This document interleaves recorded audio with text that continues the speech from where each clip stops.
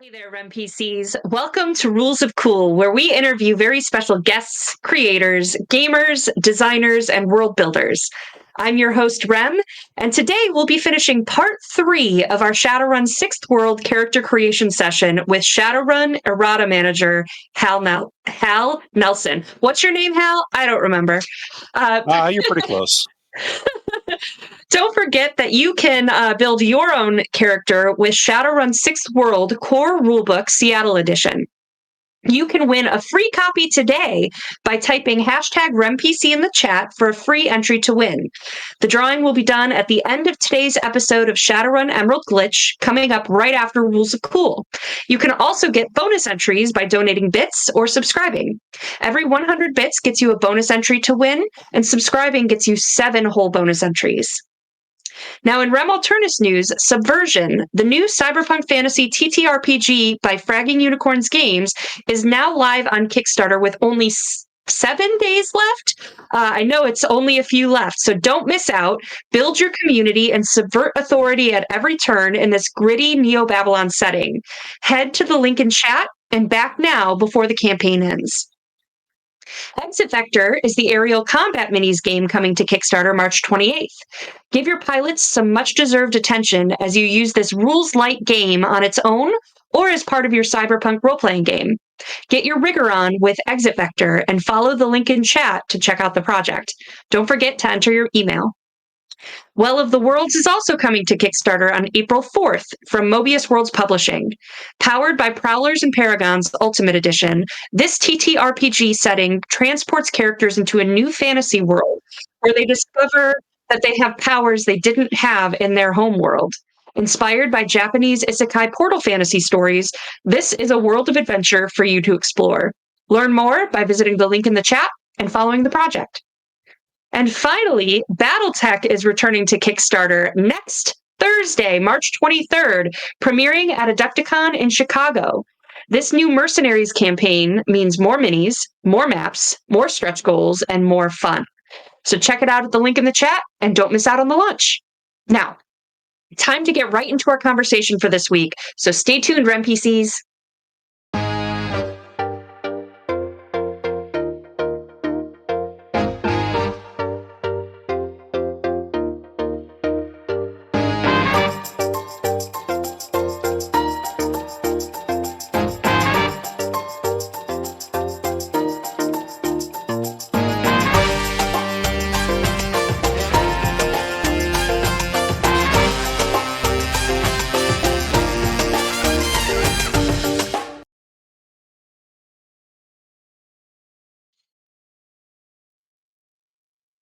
Welcome back, everyone, and welcome back, Hal. It's been a while since we've had you on. Always good to see those troll horns again. It's been a hot minute, hasn't it?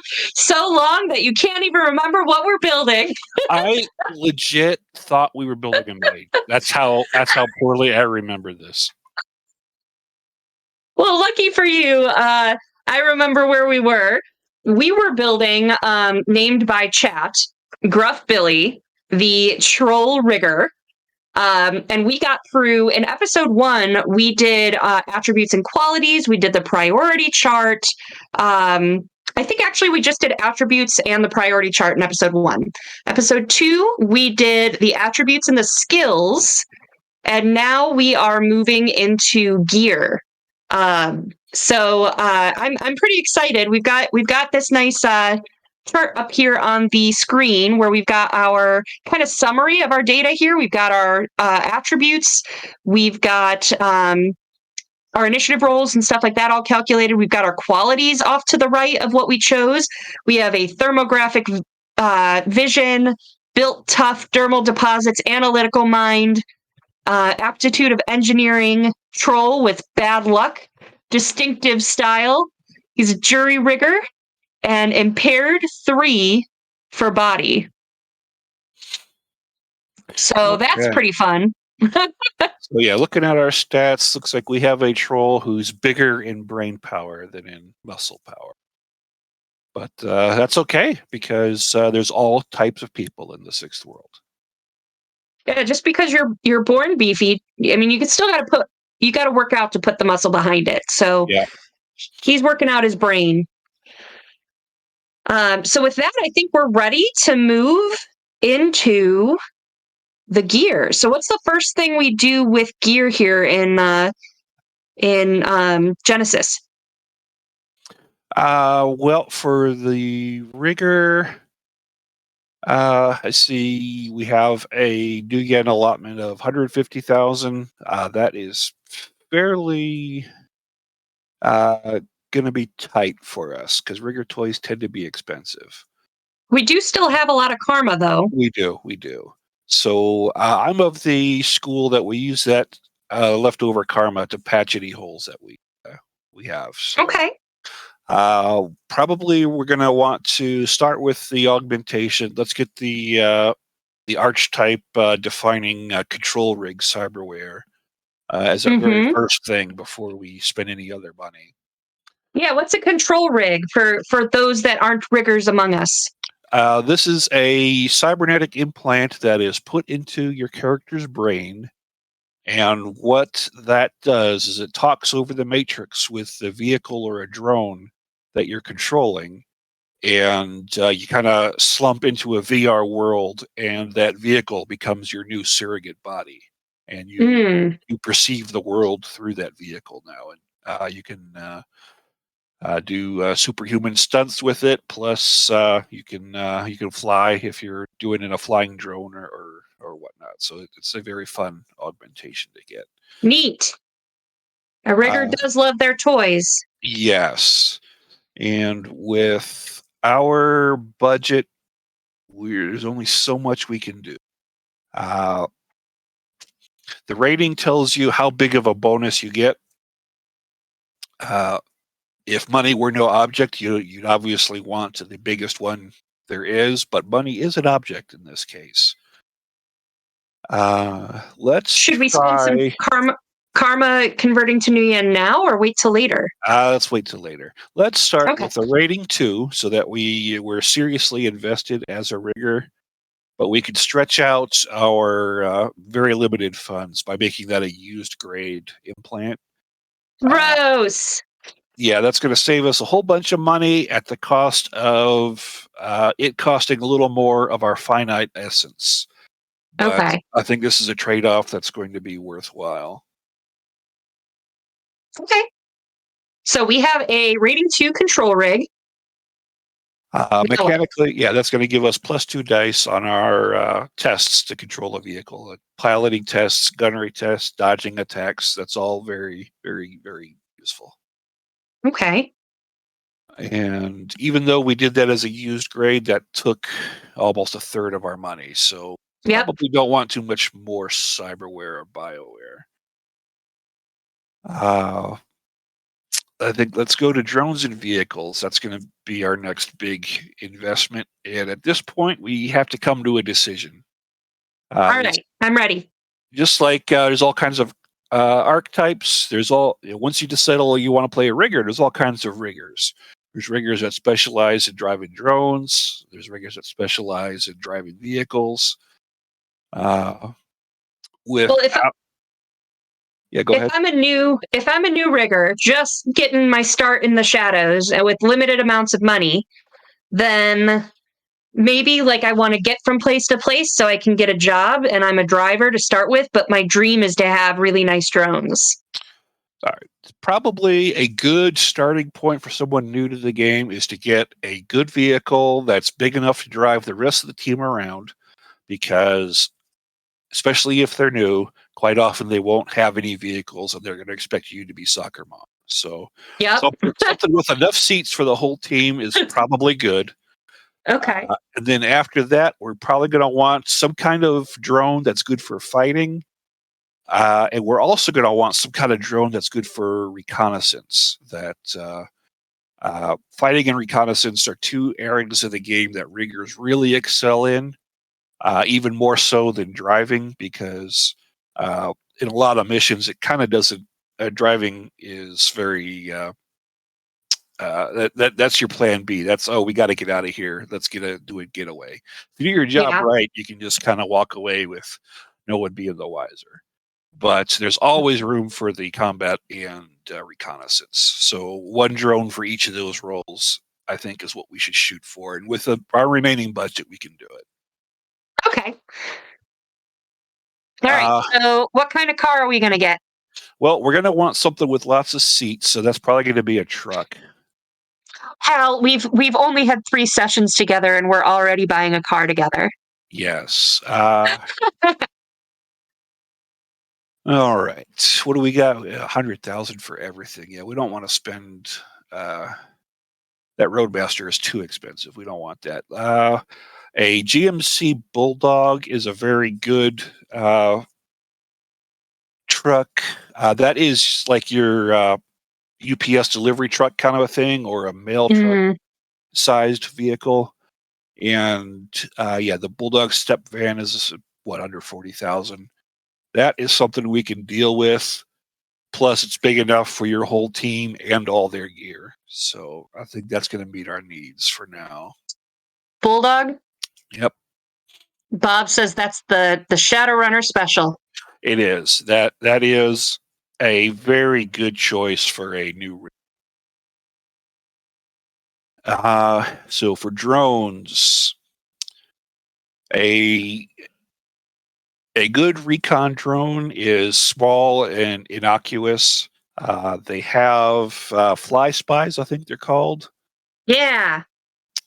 So that would be an air drone. Actually, go for the Nat. We're probably on a budget here.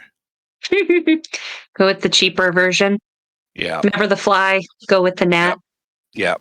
So the Nat is a drone that's meant to look like a bug, like a literal bug that flies around.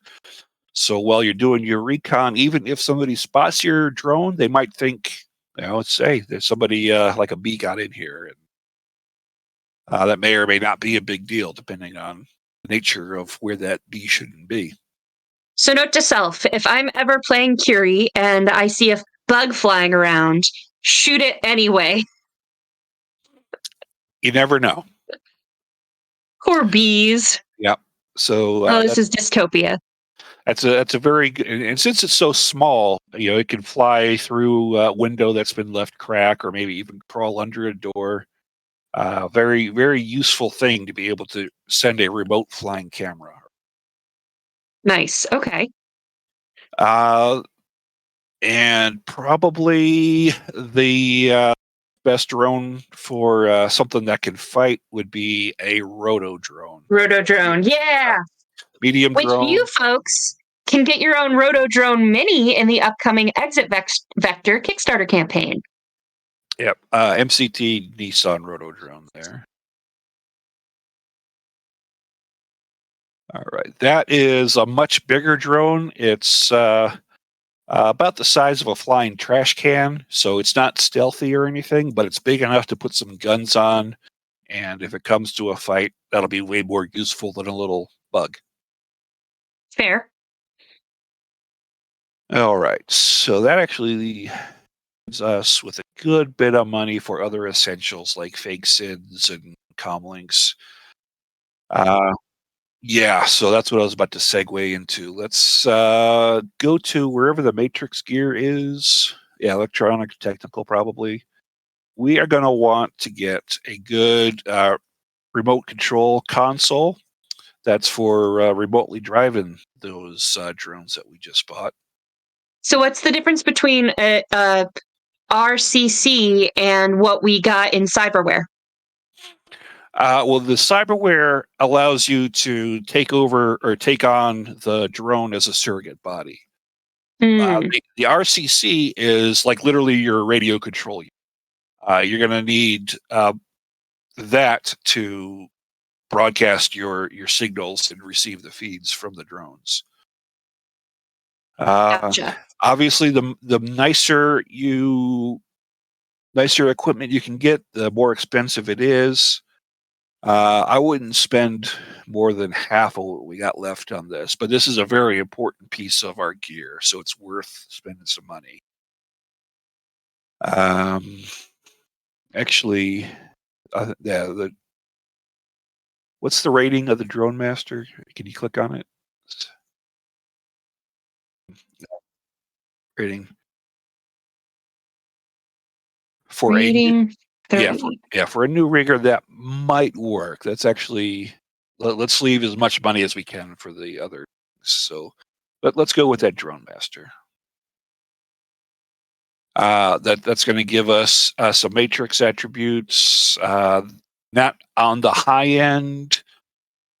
So it would still be great to have a Decker or a Technomancer as a teammate to defend you, but still good enough that if your team does not have a Decker or a Technomancer, you could still do a better job of defending the team than let the Samurai and other people worry about trying to keep their own stuff from getting hacked. So Yeah. definitely not a specialist in the Matrix Defense Department, but better than nothing. Really is kind of Hmm. where our rigger is. One of the key features of a RCC is it can run software that the drones can make use of. And while we're here, we may as well spend some of our remaining money on that. We're going to want for sure a clear sight autosoft. What does that do?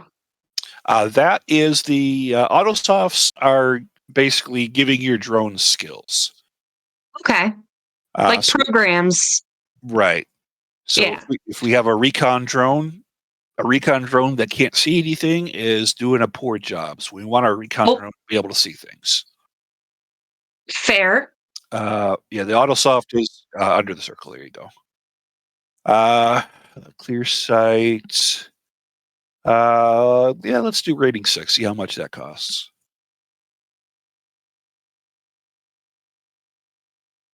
That's reasonable.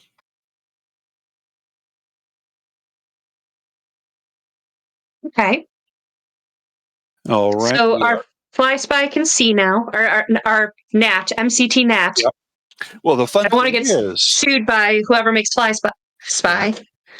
the fun thing of running it on the RCC is it can share it out to all the drones, so they all can see. Rather than Ooh, buying 3 copies of a clear sight for the truck, the NAT, and the roto that's nice. drone. So it's kind of like like Microsoft Office or something, where it's like you can have this on several devices at the same time. Yeah, in the Shadowrun universe, the software people have unbreakable copy protection, so you can if you Ooh, yeah, it's amazing that they can make that happen, but you can still hack other things. But just kind of a game balance conceit that has to happen. Otherwise, I only buy software once ever. gotcha. So it is what it is. For autosofts, we're also going to want to buy a stealth for our sneaky recon drone because if people can see it, that just doesn't do anything now, does it? Yeah, if it's a really clumsy looking bug. Yeah, so let's do 6 again. I think we got the money for that. And the reason, if you noticed on the pull down, it goes all the way up to 9. The reason we're not doing that isn't because we can't afford it, but because the availability of an autosoft equals its rating. And when you're in character generation, everything is capped out at 6 of it. Mm. Yeah, we've got some double clutch stuff in there. I would highly recommend it, but let's skip over that for now since that's not the core rule book. We are also going to want a targeting autosoft for our combat drone. Yeah, for the Otherwise, rotodrone. yeah, if it's not going to be able to hit anything, then it's not going to be able to help very much in combat. I mean, it'd be a good intimidation tactic to just let it go buck wild and be like, Yeah. see, I'm crazy. Do what I want. All right, so this is going to make us pick what kind of weapon. We're probably going to want to throw an assault. So let's do assault rifles. Okay. And something out of the core rule book. I am partial to the AK-97. There you go, because it is dirt cheap and it is a hard hitting gun. Okay. When we're on a budget, that is a great gun to get. All right. So that is, and then one more Autosoft I think we should buy is Evasion. That is for when the drones are getting attacked. That's their dodge skill. So it won't do for your flying trash can to just be lit up without dodging any bullets. That's a good way to have it get shot down. Mm. All right. So after we got all that software, how much money left? Yeah, well, it's draining away fast, but yeah, that's all stuff we needed. Let's go back to the rotodrone. Let's go ahead and put that gun on there before we forget and run out of money. Need a gun for the rotodrone to shoot. Yep. So under the hard points, let's go ahead and add that AK-97.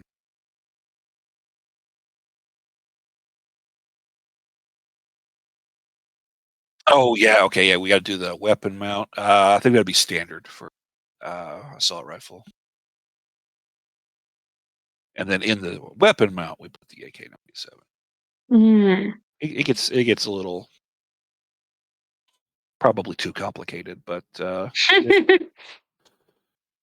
If you don't like complicated, Shadowrun may not be yeah, for you. yeah. Well, and riggers, yeah, riggers are among the most complicated characters to play in a complicated. Thanks so much, This kind of thing chat, is, for having us do a rigger. yeah. So this kind of thing is an example of why they're so complicated. Okay, let's go ahead and leave that for now. Let's go over kind of the stuff like every character is going to need, not just riggers. Like a sin. Yes, fake sins are your fake IDs, like IP freely or whatever, because like Gruff Billy. I'm a fan of IP freely, but I guess I'm not going to get my way. No, we already got Gruff Billy. Stop. All right, so those descriptions there kind of give you an idea of how good they are. I am of the school where you should have two: have a really crappy cheap one, then have a better one for when you really. Okay. So like a rating 4 and a rating is what we should do. Let's see rating. How much. Ooh, no, we're not going to be able to do that with this kind of money. Let's just do the rating 4. Probably can't afford another one. Ah. Yeah, that's a quarter of our remaining money there. We'll buy a cheaper one later. Yeah. And actually, while we're here at it, let's go ahead and do 1 month of low lifestyle because we're not going to get much else.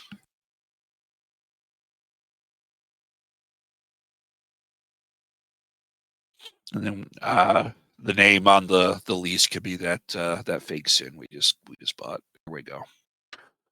So our runner has a month to make next month's rent. Hopefully, they're successful at their Shadowrun. Yeah, hopefully. While we're here, let's go ahead and buy some fake licenses just in case the cops pull over the truck. Let's have a driver's license we can flash because it'd be silly to get arrested for driving without a license. Yeah, of all the illegal things that we will be doing, driving without a license would be silly. So you could put a rating license up to the value of that SID. We can go from anywhere from 1 to 4 since it's only a rating 4. I don't see any reason to skimp. Let's just go ahead and do 4. Okay. All right. And maybe do like the drone operator's license too. That way I don't know if that's a thing. There you go.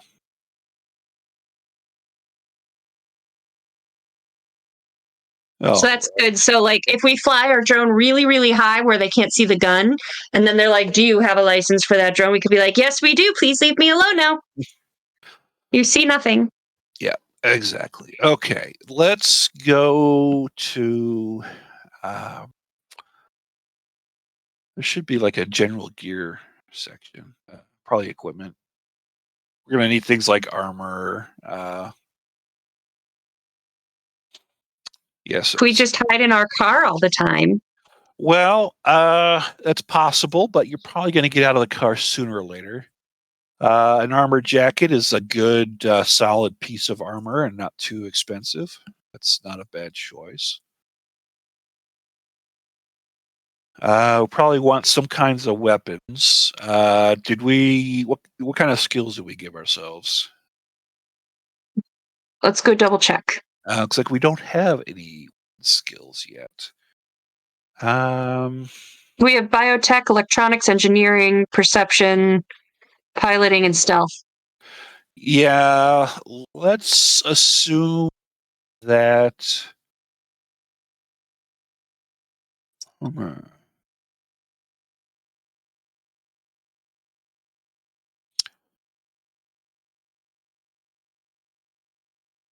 Well, you probably most runners are going to need close combat just to have some sort of capability to get escape from somebody's grip or something. So let's do close combat and bio-specialization because that's going to be the cheapest way to get bonus dice. Do we want just a rating 1 on that close combat, or? Probably for now. Let's do unarmed Okay. combat because we're a troll. We still have those durable deposits. When we punch people, it is going to hurt. So let's be good at punching people. All right. So that gives us a bare minimum of being able to fight without our drone.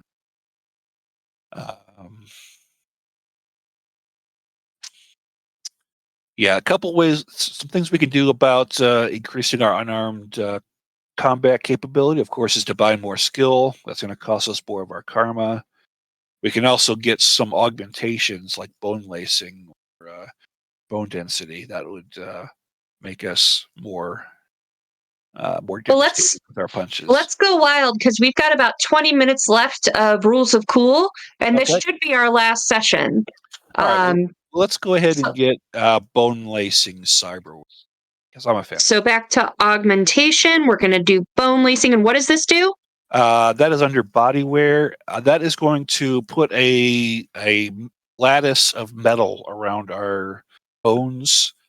It's going to make them tougher, make us more resilient to damage. But at the same time, when we're striking people, it's like having brass knuckles all the time, only it's under your skin. Ooh, do we want aluminum, plastic, or titanium? Let's do.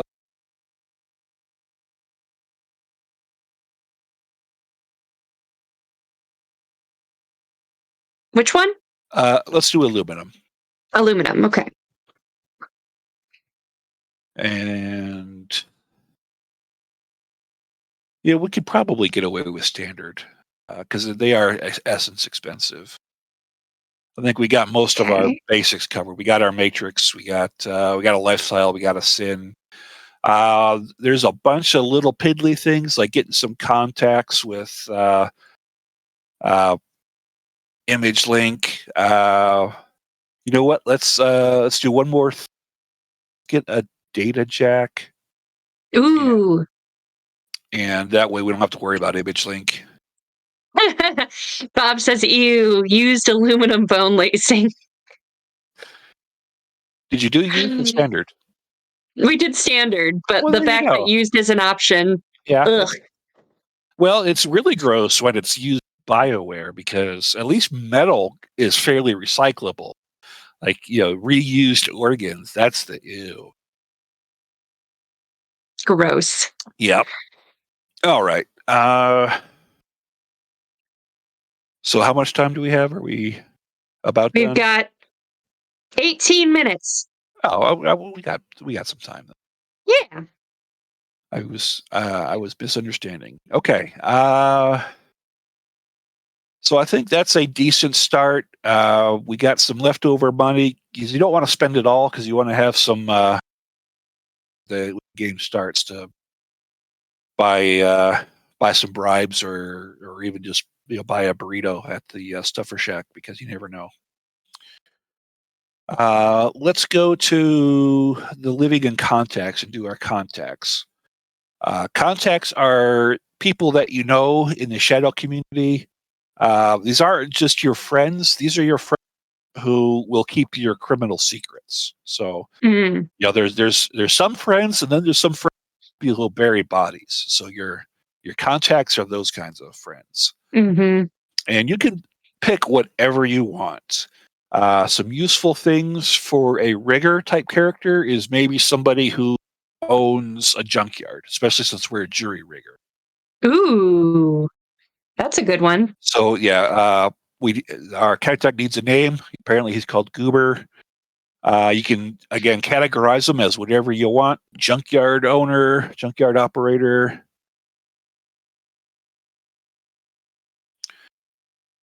We can make up whatever kinds of details we want about them in the description, so that when we want to call Goober, the game master kind of has an idea of what Goober is like. Right. Contacts have two values. We have connection and loyalty. Connection is how much power and influence they have, and loyalty is how willing they are to keep your secrets. Okay. Obviously, So the higher the better in both cases, but we only have so many contact points to spread around. I'm guessing that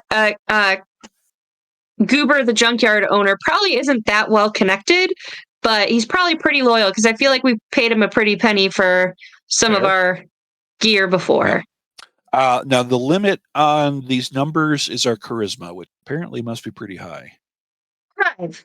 Okay, yeah. So yeah, we're a popular troll who a lot of people know. Yay! All right, so another person for a rigger type person to know is probably a cop. Ooh. If you do get pulled over and get in some kind of trouble, maybe there's an old high school buddy is corrupt cop on the force now who can pull some strings on your behalf. Maybe that would be great. Yeah, Nick Ryder's a good one. All right. And again, we can decide how influential and to us this contact is. Probably more connected than our junkyard guy. All right. But maybe a little less loyal, where it's like, don't push it too hard. Well, he's got a good job, He's he's got to watch for internal affairs when he's covering. All right, and then what about like a street doc for a rigger? So if we get any more augmentations, that would every cyberware type should know a street doc. That is a good. I can't see what's the name. Whiskey. Great. I love when my doctor's named Whiskey. Yeah, like a veterinarian is a cool street doc. You can make up whatever kind of cover they do. Are they like a barber who runs an illegal body shop out of the back, or are they a general practitioner who to not fill out the paperwork when you come to them with gunshot wounds? Is he a cyberware clinic operator? You decide all these kinds of details about your company. My personal favorite is street docs or veterinarians. Yeah. The biology is biology. Usually it's the same. Bob said that we should probably have a high loyalty with our street doc because if someone's cutting into you, you want to probably be able to trust them. That is up to you. I wouldn't say that's a wrong thought, but it's not necessarily mandatory. Now, you can get away with a low loyalty street doc, maybe. Depends on how mean the game master wants to be. Yeah. My game master is Bob, so high loyalty. Okay. I've already got roll 20 against me. I don't need Bob to have more ammunition. Let's have is the chat coming up with ideas for another contact that a rigger would know? Let's see. What else do you guys think? I have an idea if you guys don't. Yeah, Teslon's got my idea. We need a fixer. All right. Yeah, a fixer is somebody Ooh, who they basically they fix problems. They get you jobs, they find you gear. If you've ever seen Pulp Fiction, like that sequence in the Bonnie situation with Mr. Wolf, that would be an example of a fixer. yeah. So we want the fixer fairly well connected so that they can get us work.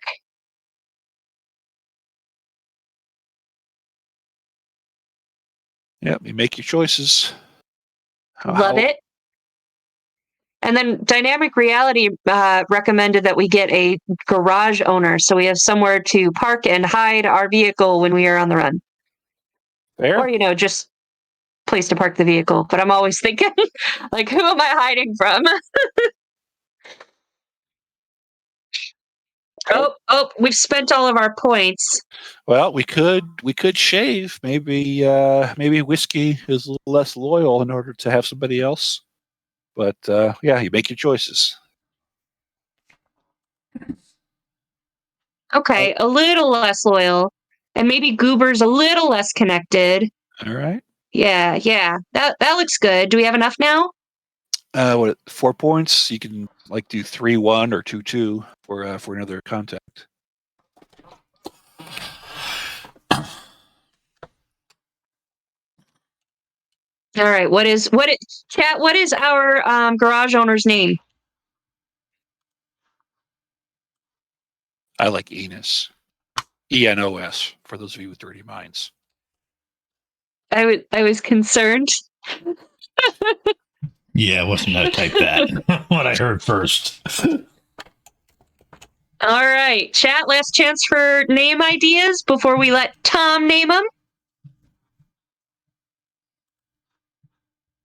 And we're done. Tom, what's the name? It's Apparently, there it goes. Enos. Oh, by the way, I did turn on my mic. Oh, good. Okay. Since we're talking. Thanks for joining us, Tom. Okay, so still got 2 points. Oh, 2 points? So let's give them to our garage owner to make sure he doesn't call the cops on our car when we park. Yeah. Now, a lot of riggers, if you have more money available, you might end up with some aircraft or some watercraft, and like having a place where you can put your boat or your airplane is very, very important. So we're already kind of ready to go if we do have a big vehicle that we need to hide, like maybe even an 18-wheeler. Yeah. But for now, we have 43 karma left and 9 minutes left, Hal. What are we doing? All right. I think we need to go back to skills and pretty much pump all that karma into our missing skills. All right. So let's get a specialty for engineering, and we'll probably go for. Let's see. This is a tough one. So do you want to do like any kind of like mechanic for jury rigging our gear, or gunnery for being really good with shooting that flying roto drone? I'm always partial to demolitions. It comes up enough, and it helps. And there's demolitions. Demolitions is never a wrong choice. Yeah. I mean, let's blow stuff up. I like that. Okay, demolitions it is. Let's do a specialization for piloting. So we're going to have to choose. Do we want to be really good with the truck or really good with the drones? Drones. Passionate for drones. All right, aircraft it is. What? Aircraft. All right. Let's see. Stealth. Yeah, for sure. Let's get sneaking.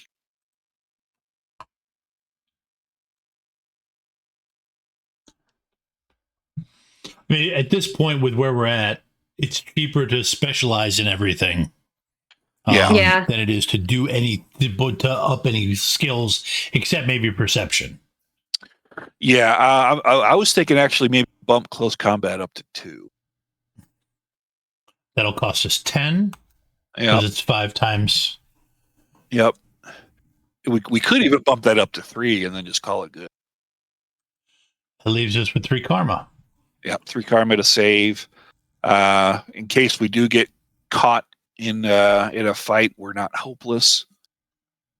We're stealthy enough to not be the weak link, probably.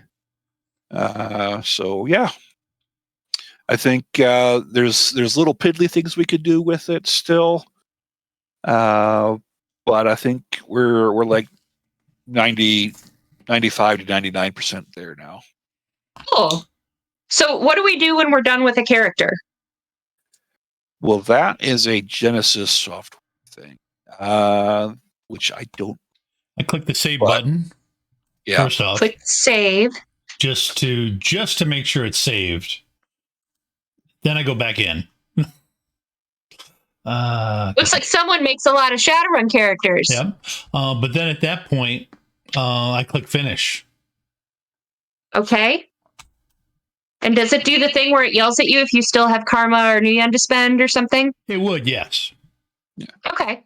But we did a good job. Right, we did a good job. So now I hit the print section, the print button here. Yeah, let's show off a snazzy PDF. Yep. Yeah. Well, there's 3 things it shows off. One's the PDF.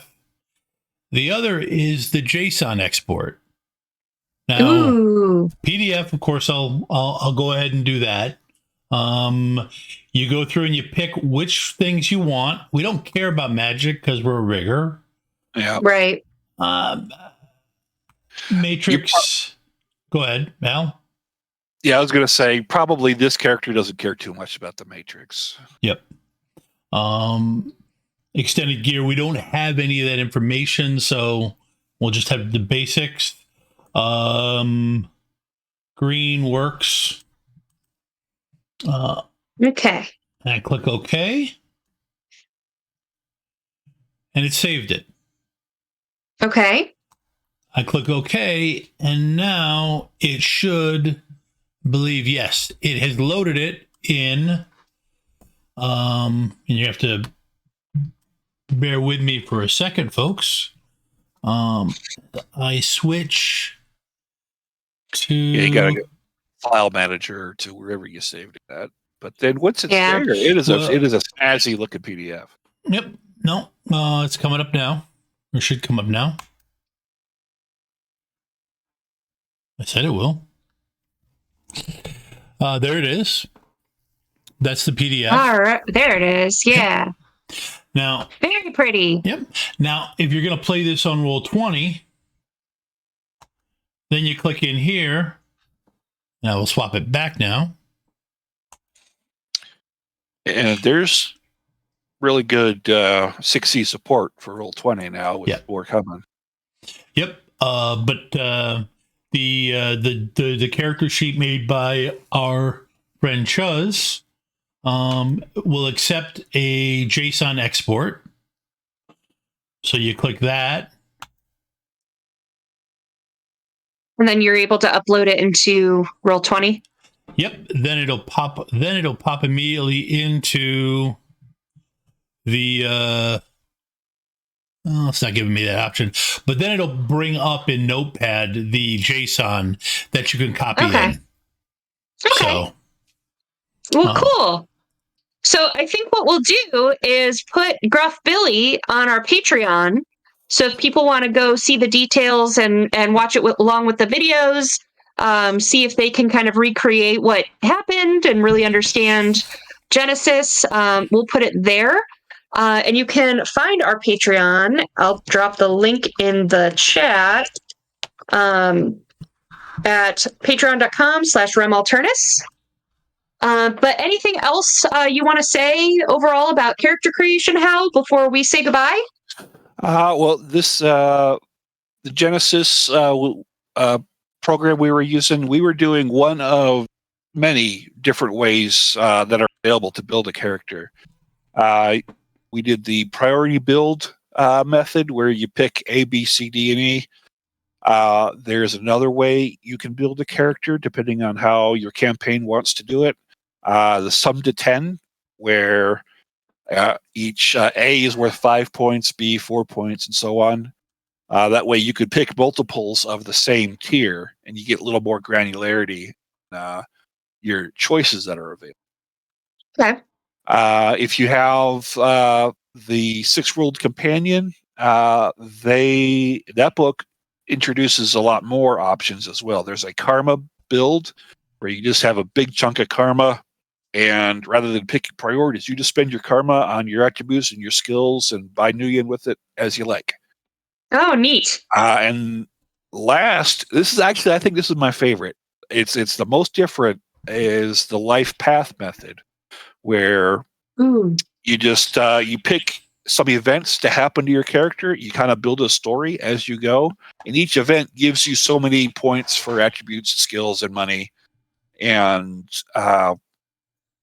honestly, as complicated as Shadowrun is, that life path method, I think, is the simplest for new players because it takes out a lot of the analysis paralysis. You just say, okay, well, you know what? My story says, this happens next. That sounds cool. And then it just tells you what to add to your character. Essentially, your session 0 of your game becomes your charge. And as you guys talk through, group talks through how their characters got to that spot, and it gives a nice. It's a nice flow of doing it, and you can always take and tweak it a bit and everything, because some things won't make sense for your particular game, but that's the fun of it. But lifestyle, life path makes the most sense when you've essentially got a group of people who are going to play together. And if you're brand new to Shadowrun, you don't have experience with it, but you're more familiar with, say, D&D. A big difference, and again, going back to why Shadowrun is so complicated, is you're not building like what would be a level 1 character in Shadowrun. These characters are already kind of like at the very elite pro level. It's kind of like building a 10th level character from the get go. To use that D&D analogy. So that's again part of why it's so complicated and it can take a while. Yeah. I mean, essentially, these guys have to, at the beginning, be able to go up against CorpSec security forces and at least survive. Yeah. Maybe high threat response is beyond them, but they've got to be able to go up against, police, everything else. You can't just be a first level that, gets killed by a town guard. Yeah. Yeah, if you want to build a martial artist right out of character generation, you can build somebody as good or maybe better than Bruce Lee or whoever you have in mind. A Miyamoto Musashi Swordmaster guy. And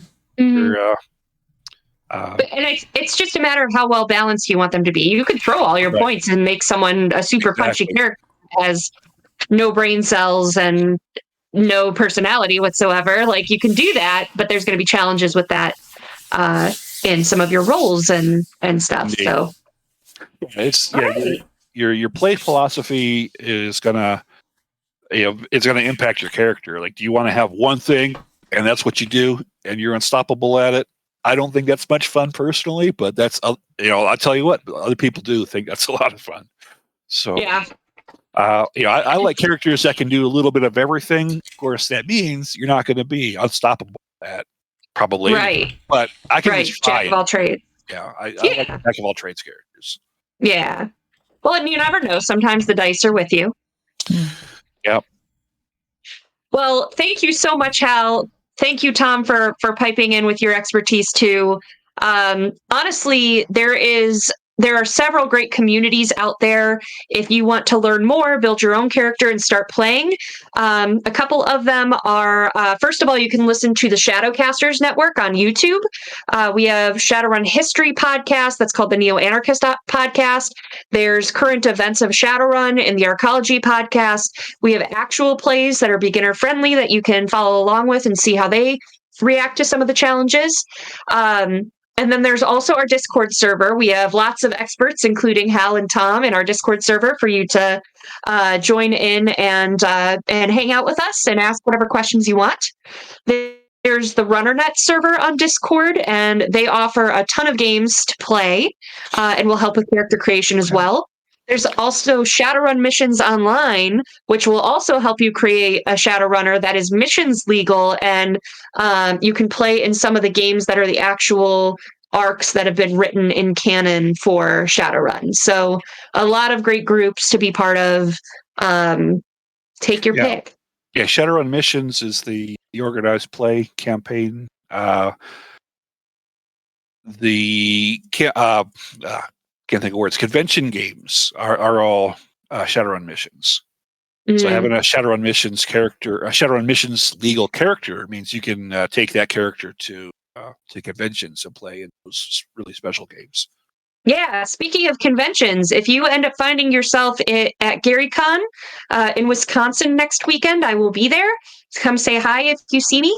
I will also be briefly stopping into Adepticon just to say hi for like an afternoon. So again, if you see me, happy to chat. But thank you so much, Hal. Really appreciate you. And yeah.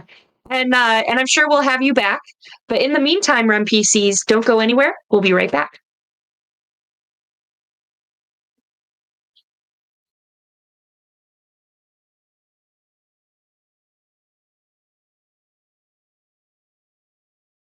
Hi, everyone. Don't forget that we have a wonderful giveaway of a Shadowrun 6th World Core Rulebook Seattle Edition PDF.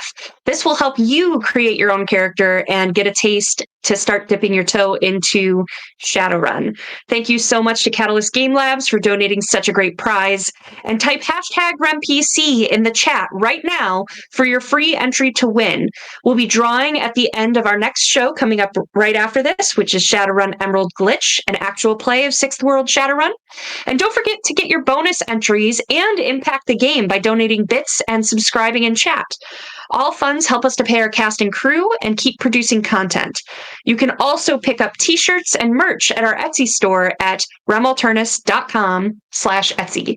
Thank you all for joining, and we will see you next time, Rem PCs. Bye.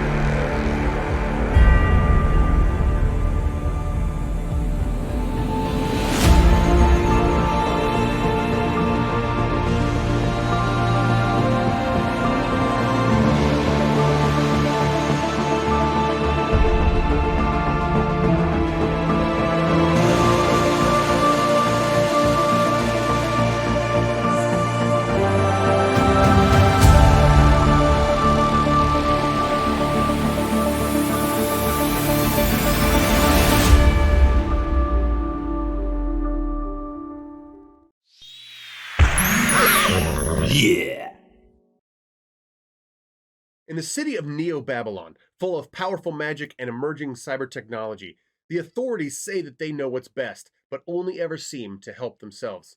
That's where you come in. If the powerful won't help, you'll just have to get things done on your own. Hey folks, I'm Opti, the founder of Fragging Unicorns Games and creator of the Subversion RPG. In Subversion, you and your friends play as envoys, representatives of your communities taking direct action to serve and save the people around you. But there's a catch.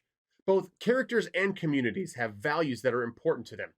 Trying to subvert an oppressive world around you while also holding true to those values isn't an easy task. Neo-Babylon is a world much like our own, but where magic and wondrous things have always existed. And the ancient Babylonian Empire was the first to wield that magic to conquer and assimilate their enemies.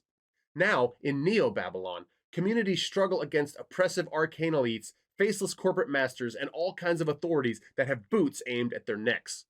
So if you want to play a game where you can encounter wondrous creatures, breach computer systems, bend magic to your will, search out lost civilizations, steal from the rich, and give to the poor, Subversion might be for you. But if you're looking for a game where your values truly matter and building up your community is just as important as destroying unjust systems of control, Subversion is absolutely for you.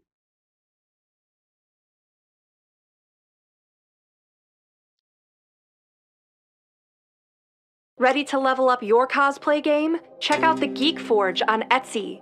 With a variety of props to give your photos that extra spark, you'll find just what you need.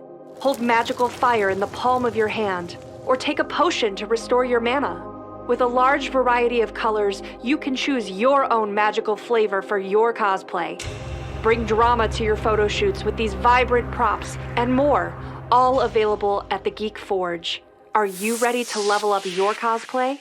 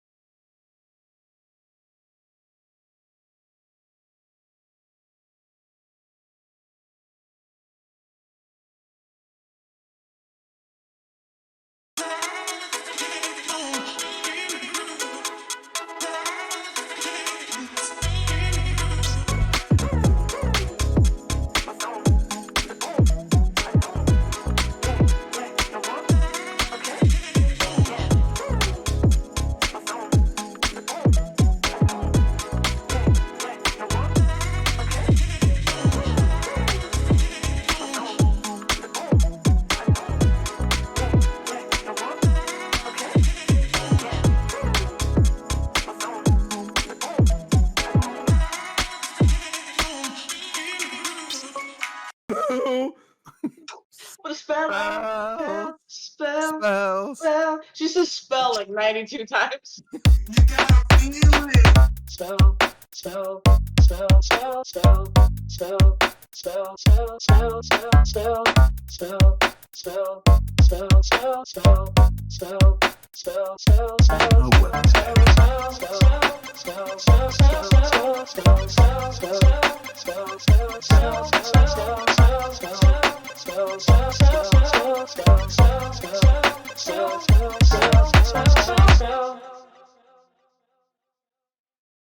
You get to play with us now, which is so exciting. So with channel points, bits, and subscribes, you can give rewards to the player of your choice. So how to do that is, no, not Bob.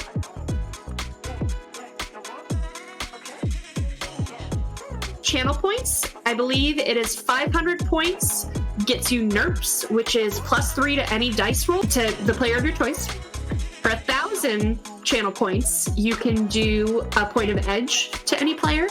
And for 2,500 channel points, you can do 4 edge to the player of your choice. Now for bits, for 100 bits, that's $1. You can do the NERPs. For 200 bits, that's $2. You can do the point of edge. Or for 500 bits, that's $5. Get 4 edge to give to the player of your choice. And finally, again, the subs. If you subscribe, you can give 4 edge to any player.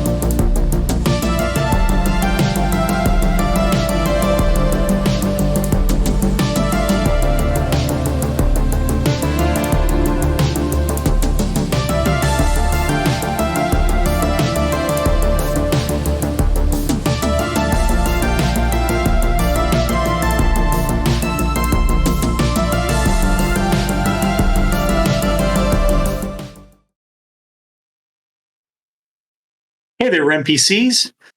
Welcome to our actual play of Shadowrun 6th World, Emerald Glitch. I'm Bob, your GM, and tonight our runners confront the Name Eater. Previously on Emerald Glitch, we had a final meeting with Fred or Frank or whatever his name was in the episode titled Whatever Happened to Fred Phineas. And in the back room of the Stuffer Shack, when Fred Phineas turned to gold in front of Nova's eyes and clinched to the ground. She managed to get a strange necklace from around his neck. There was a session with the police because the Stuffer Shack manager hit the panic button. But apparently Nova was friendly enough that she's developed a new contact. Meanwhile, our other runners were driving along in the rented SUV that Slick is totally not going to steal, or that totally is already stolen. It's still that night, or that very early morning, so it just hasn't been returned yet. Yeah, that's it. It's stolen in my heart. So you've dropped away all pretense of going to take it back.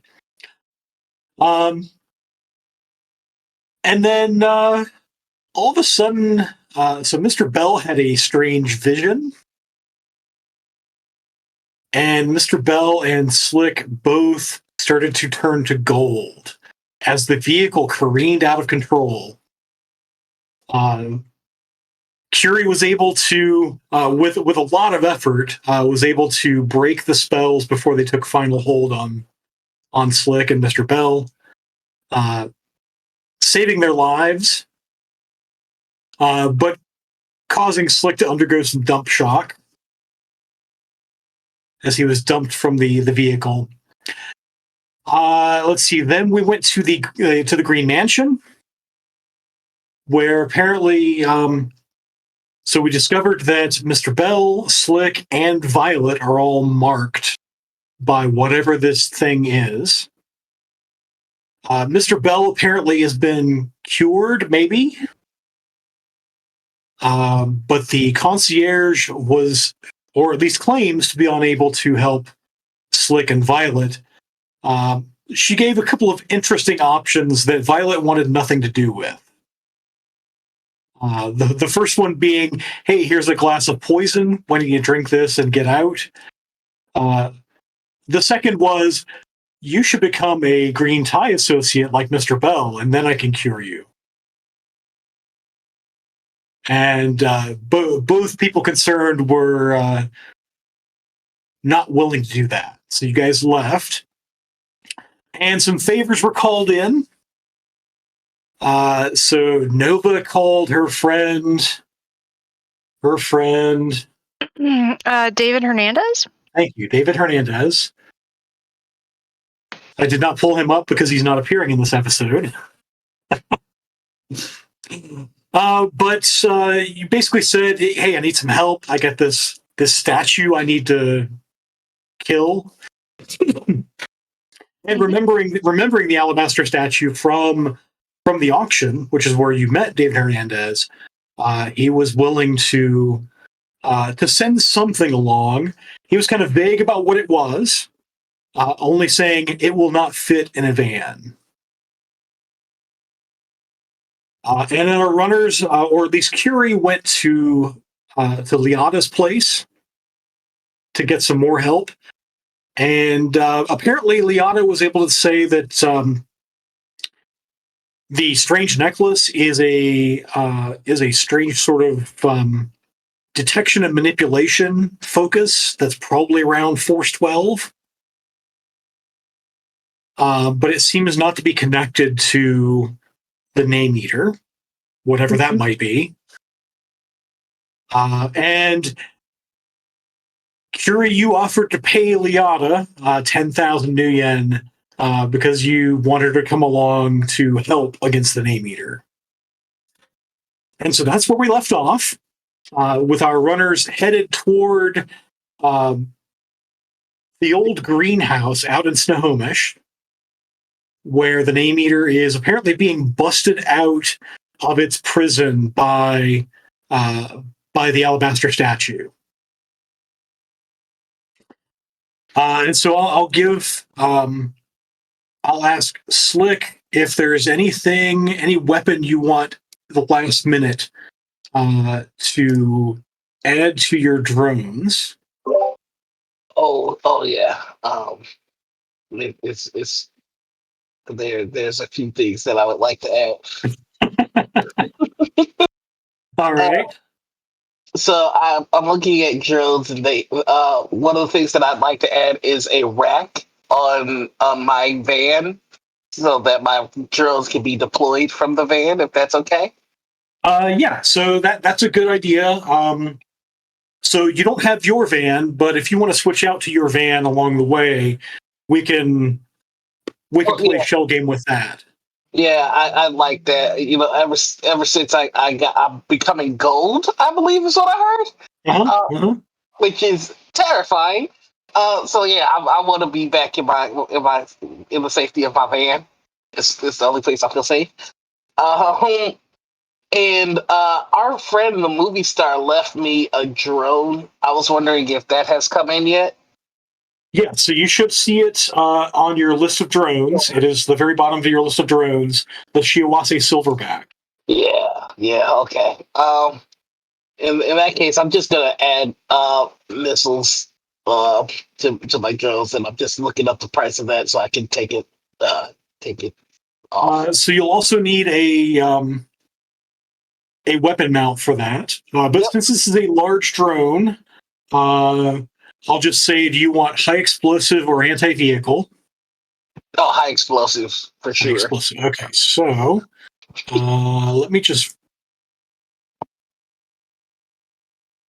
and we'll deal with things as they come along. We'll probably end up improving something. I have some stats somewhere real quick. Okay. But I've just put an HE missile entry that has no stats in it, so that we can go from there. Yeah, when people start turning me into gold, missiles have to be purchased. That's just science. All right.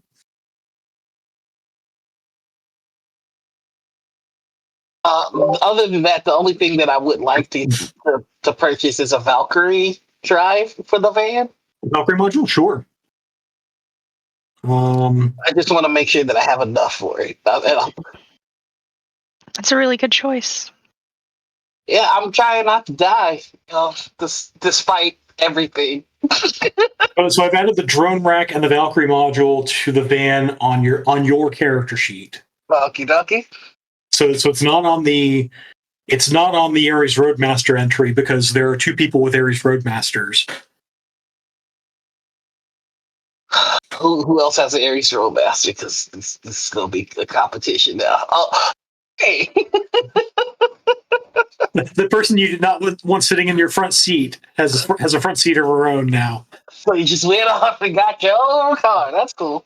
And what you saw at the end of what you would have seen at the end of last session was, she sort of she levitated to the Green Mansion rather than riding in the vehicle with three infected individuals. I can do that if I felt like it. And then she dialed up her comm link and retrieved her Roadmaster. I can do that too. And is basically doing the push button, hey, drive. I mean, that's just standard. It's not that impressive.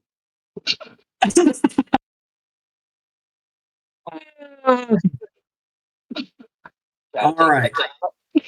No, I'm just teasing. All right, yeah, let's do it. I think that's it for me. All right, now. So you guys are driving. You've got these two roadmasters now, since you've switched vehicles, and you've probably stowed your not to be returned rental SUV somewhere where it won't auto activate via grid guide. Oh yeah, I got that bad boy locked. We'll say that and we'll deal with it later. But you now have your Roadmaster. It's probably a good thing that that Curie isn't riding with you, because you had to take out the back row of seats. No. Yeah, so your choices were take out the back row of seats or take out the bed in order to fit the silverback in. And I think you would have chosen the back row of seats. I'm not getting rid of my bed. It's your apartment. This is my home on wheels. Yeah, so now the silverback basically sits where that back row of seats was, between the passenger area and your apartment, as it were. And you are headed out to Snohomish. So as you get out toward,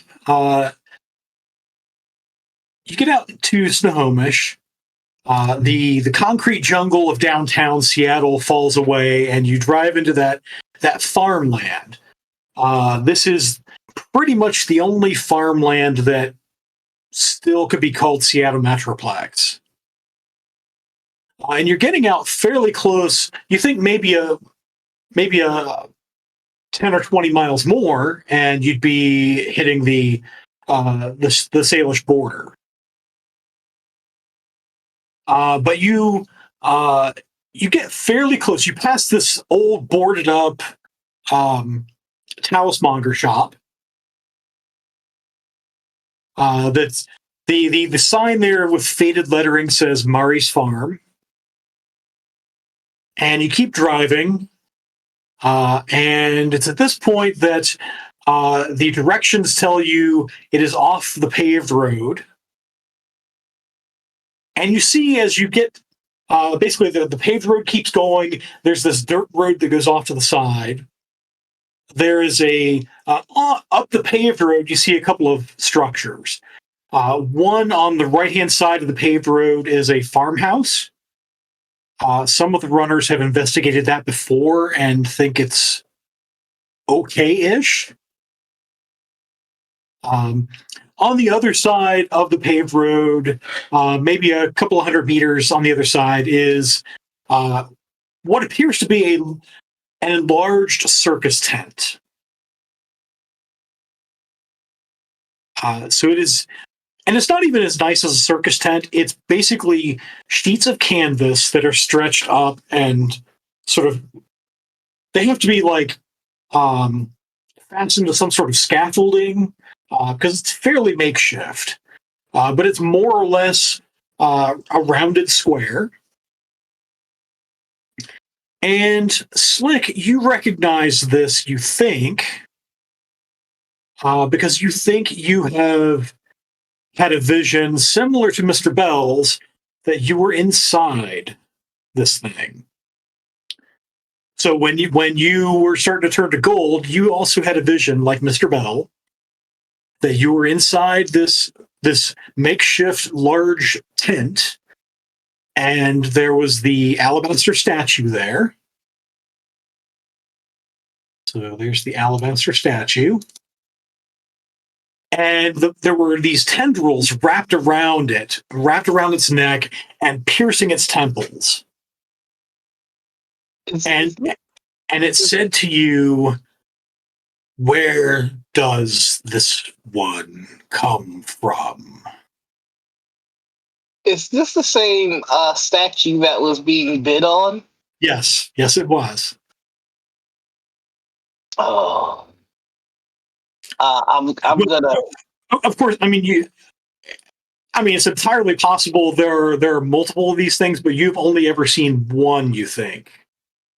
Yeah, I'm going to share with the group that I had a dream about this, and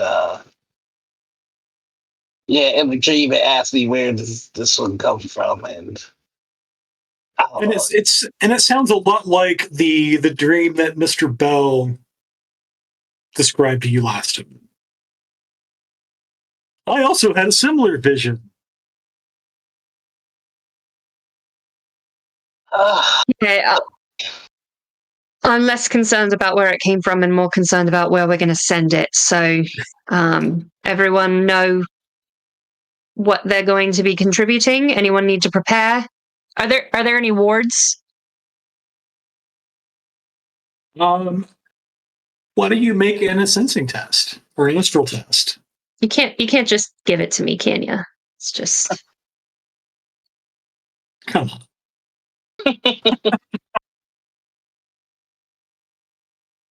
Oh not with that roll, I can't. I'm not spending the edge yet. I'm not doing it. Okay, that's fair.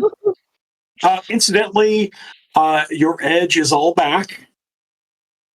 You all are reset to your starting edge number. We're gonna need it.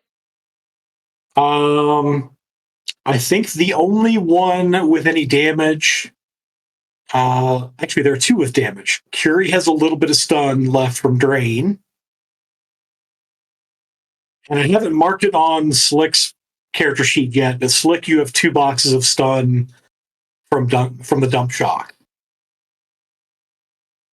Body. Okay.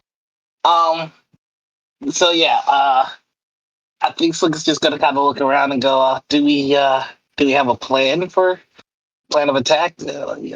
What's the move here?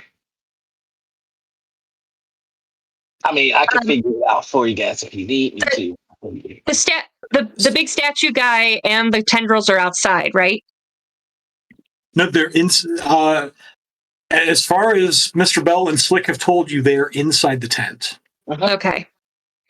Well, then I'm going to wait to do my preemptive spell casting until I get closer, because apparently I need glasses and can't see if there's a ward, and I'm not going to bring them all up if I'm going to have to take them down.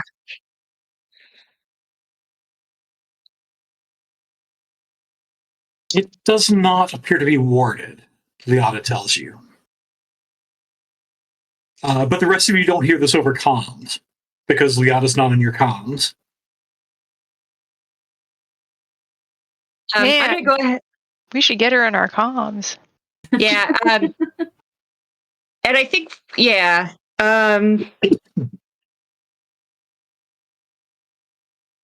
Yeah, I think let's go ahead and add her. Slick, would you include Liada on our communications, please? I mean, I guess I can do it. So there is Liata. And then I'm going to start casting my stuff. Okay. All right. First things first. Increase reflexes.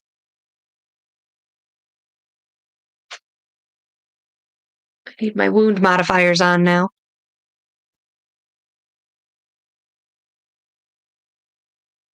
Six hits. So I'm going to keep... I can never remember how many is a good one to keep. I think just 2? Because that makes my drain... It makes your drain 6. Yeah. Okay, so let's do... you know what? Because each one you keep gives you +1 and +1 die. Yeah. So let's do that. So +2, plus 2d6. Oh, and I think you're limited with focus concentration. You're limited anyway. It's either 6 or 7 from an strain. Oh, okay. Okay. Do my drain. Okay, so I take 1 stun. Actually, you know what? Do I want to... Let's move one of those 4s to a 5. All right, let's spend some edge. Yeah. Yeah, because you already have some stun boxes. Yeah. And then, after that is armor.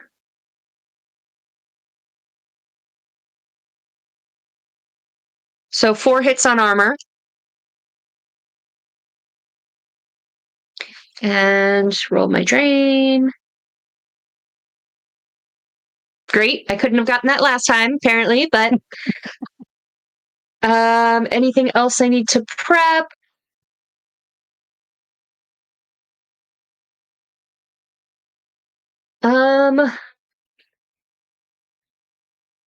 What is... I can never remember what is the best way to use increased attribute.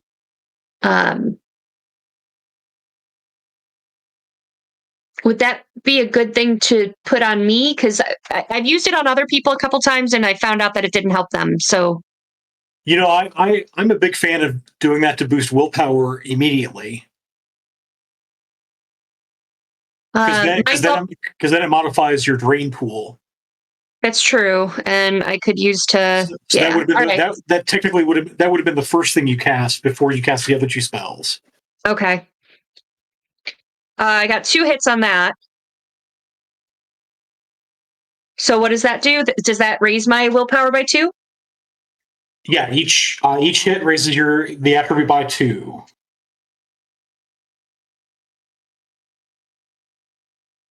All right, and then my drain is 3. All right, so I've got my 3 spells sustained then. All right.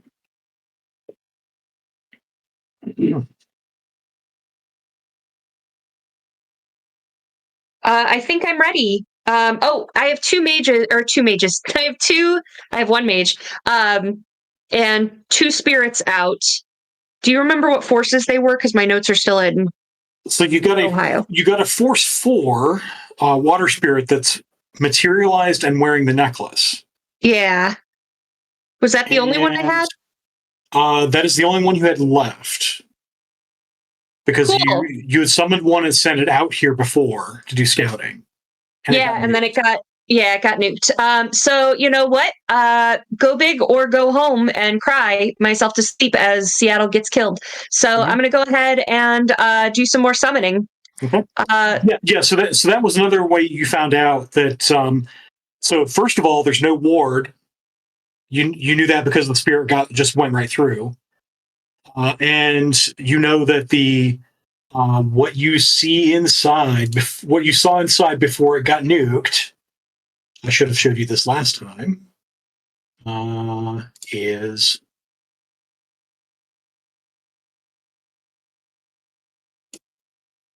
that thing? That's the thing with the tentacles? That's the thing with the tendrils, yes. Don't like it. All right, we're going to order up a Force 6 water spirit. Force 6 water spirit. You have got to be kidding me. Let's see what you do. So soak 4 drain.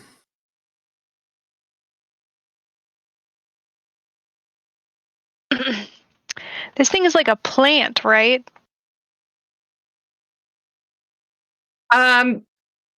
It looked like a plant, yeah. I mean, you don't think the insecticide you used last time did a whole lot to it? It was enough to distract it so you could escape. Maybe we need fire. The reason I'm ordering water is because I have a focus for it. Okay. I was going to ask if you had a bad relationship with fire spirits like you do with the frogs. Listen. But I was going to do... So the Force 4 one is holding my... the amulet.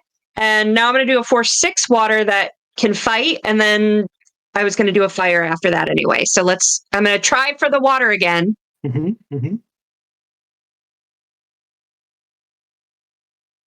Okay, I've got one service. Force 6 water.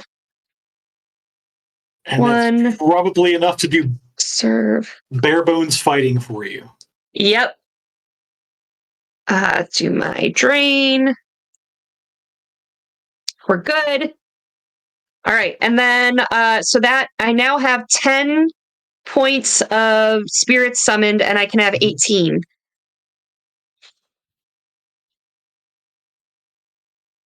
Yeah, you can have, I believe it's magic times 3.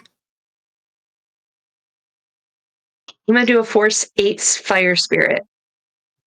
All right. I'm going to pre-edge it. Uh-huh. Why are you doing that? Why am I doing what? Can I turn on my power focus, by the way? Would that help me?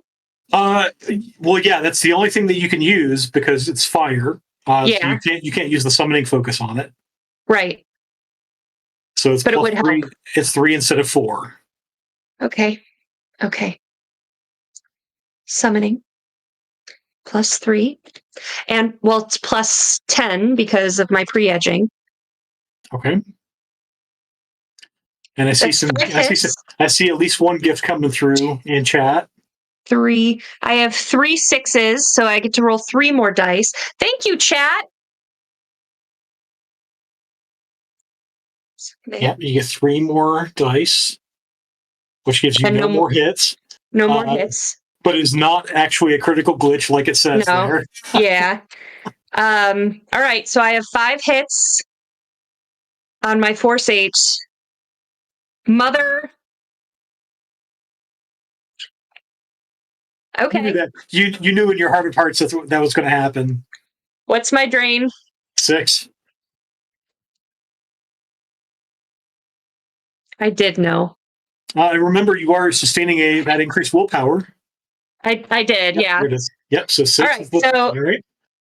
I'm stubborn. I'm sorry, guys, that like the first getting into a fight is like 15 minutes of me summoning. Like, if Bob didn't roll so well, this would go so much faster. And if I could roll better, if the GM could just let me have this. I'm here for all of it. Yeah, I'm just having a soy power bar and then getting my. What did chat give me? Oh, thank you. Oh, a sub. So Tesla gave you a sub, which well, that means that's an edge. Is that 4 edge? That gives me 4 edge. Okay. So I'm going to pre-edge my roll again. Okay. Gonna make it rain edge.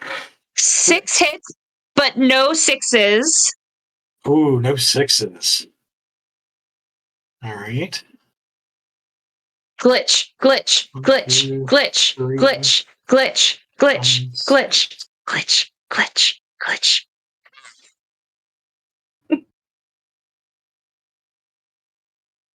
All right. And a Force 8 fire spirit. I'm going to spend 2 edge to make a 4 into a 5. I can't spend more edge, can I? No, because you pre-edged it. So roll 6 drain. Hey, Tom, you got another sub in you? Because Bob's a big jerk. Look at all this. See that red shirt Bob's wearing? It's for blood. It's for blood. It is for blood. All right. We're doing it again. Doing it again. All right. Just Bob. All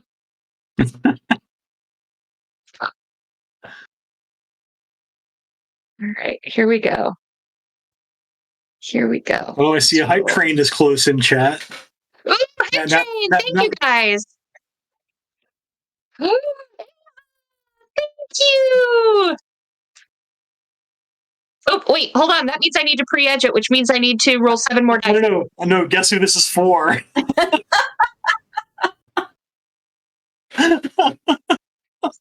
That's the end of our show tonight. Because I'm mad. That was mean. Took 5 drain. Jesus Christ. I'm sorry, guys. It's going to take a while. All right, let's do it again. If you're not bleeding from the eyes, you're not casting hard enough. Okay.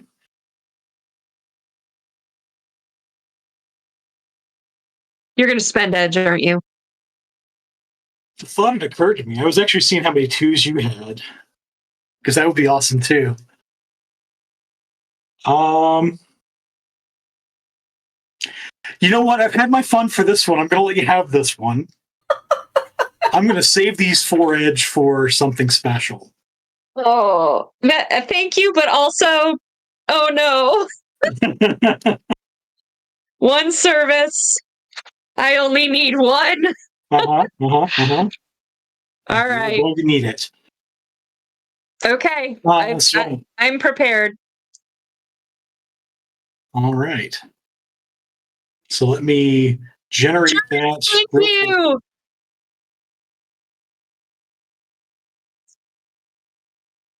So let's say Force 8 Fire Spirit.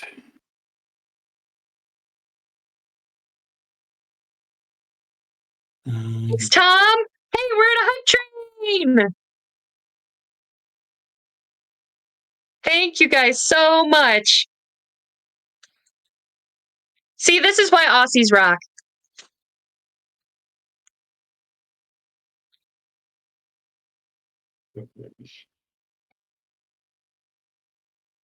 So you should be able to see it. It's under your spirits folder, Curie.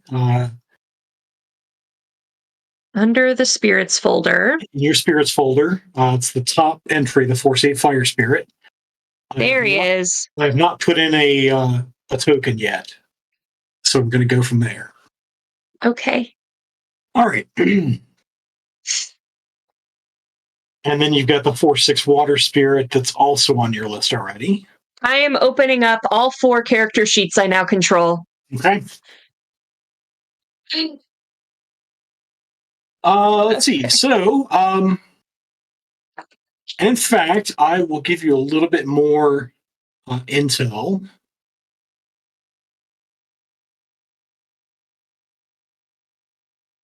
So I've moved you to a new map. You might want to zoom out to about 50% or so. Something like that. What you saw, so this is the interior of the tent, where I've put you guys in the upper left, sort of placeholders for the entry to the tent. You see here in the center is the horror from beyond time, who still has the alabaster statue wrapped about the neck. And you see now Fisher down here.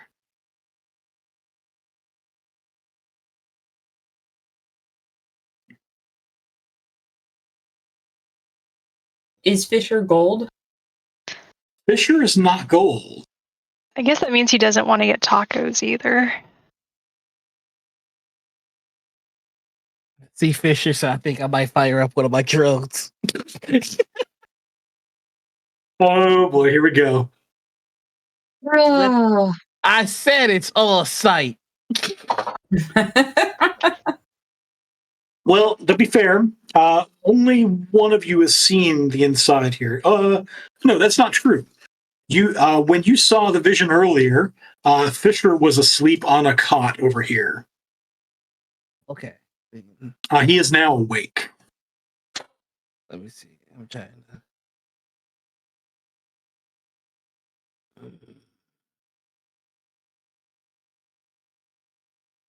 Might bring in the Oni. I'm not sure sure flavor of destruction I want to send that Fisher. Have him wake up to a big monkey drone. All right, so I guess does that mean your drone's just going to charge on in there? No, but I do have them on standby. So it's just like if I don't know if that's a thing I can do, but I would love very much to have Oni on standby. So like if things start popping off, I can just have Samurai Dog Sword Man just bolt in and start cutting things up. Yeah, they're all powered up and ready to go. Okay, then I'm just waiting. The standard is you might have them on autonomous. Okay. In which case they're basically just running their pilot program. Yeah. You can choose one to jump into, in which case you get to use your skills. But the thing is, though, like I would have to faint. Yeah. And listen, I'm a lot of things. I'm not a hypocrite. So I think I'm just gonna have them on standby and kind of look to the rest of the group, going, "Do you guys really need me here? Here? Like, I think you have this well in hand, right? I told you about the dream statue." I point the gun at you. You're staying. You don't have to point a gun at me. That's dangerous. Stop pointing it. Finger's not on the trigger. You're fine. Mistakes happen. You know. Yeah, mistakes do happen. Are you guys all out of vehicles now? I am. Yeah. Okay. I mean, if I can get away with staying in the driver's seat, I'm gonna try.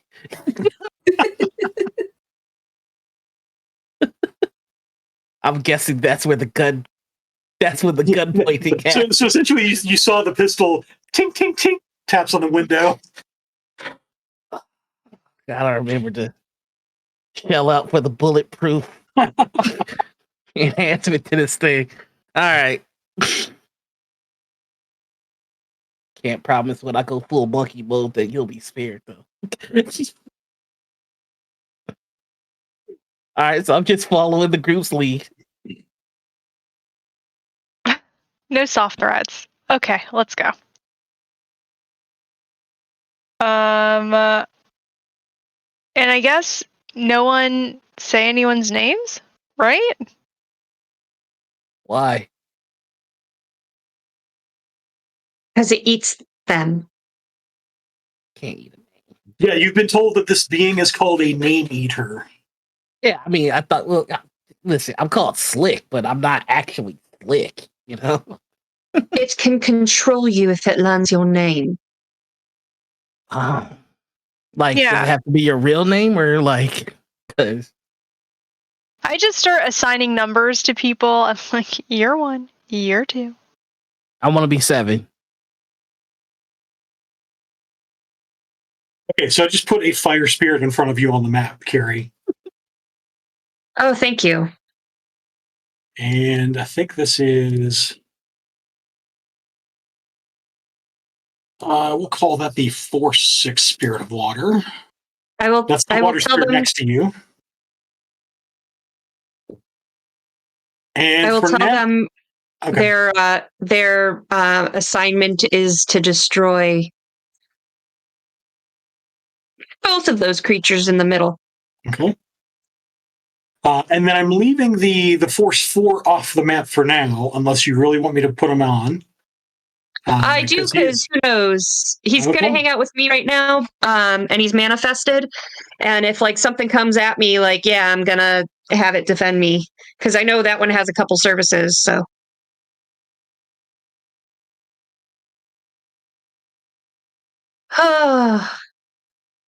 So I will mark this one with a little yellow dot. That's your Force 4.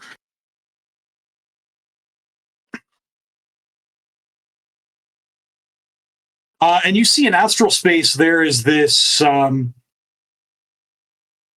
not quite a Billy Berserker. It's not quite a Neil the Orc Barbarian, but it is something that looks vaguely barbaric in astral space. Oh, cool. Okay. And you sense that to be a guardian spirit. I'm going to communicate that through Subvoke with everyone. On the astral, there's a guardian spirit of some sort, so we'll be fighting a spirit as well. That one's mine. Thank you, Liada. We're not saying names. Oh, shit. But we're still outside, right?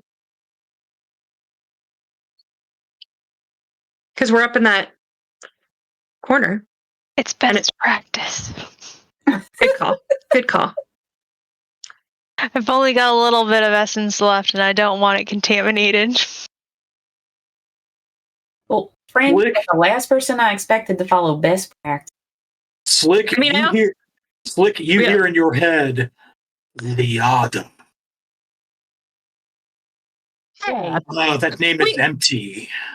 Oh, good. I was going to say, I said that subvoke, damn it. I don't like that.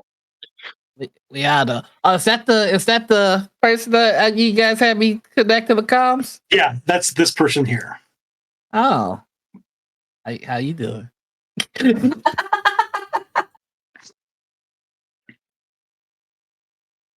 Make a memory test, Curie.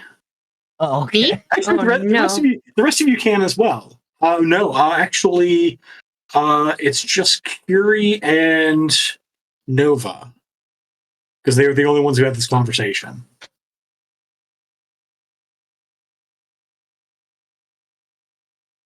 So Nova, actually, Curie, you remember this as well. You suddenly remember that that Mr. Bell told you, the concierge told him, whatever Slick and Violet hear, the name eater could possibly hear. Mm-hmm. Cool. Are we still outside, Bob? Yes. But that means that whatever went over subvoke, yep, the name eater probably knows now. Fair. But also, I think what I'm going to do then is, since we're still outside, I'm going to gently touch Liata and Nova. Well, actually, you know what? I'll touch Liata and cast Mind Link. No thanks. You know what? Sure. So okay, I cast it and I say, listen, anything that the two of them hear, the enemy will hear. So we need to connect in a way, to talk in a way that they can't listen. I'm already sustaining quite a bit. Can you connect Nova and Mr. Bell?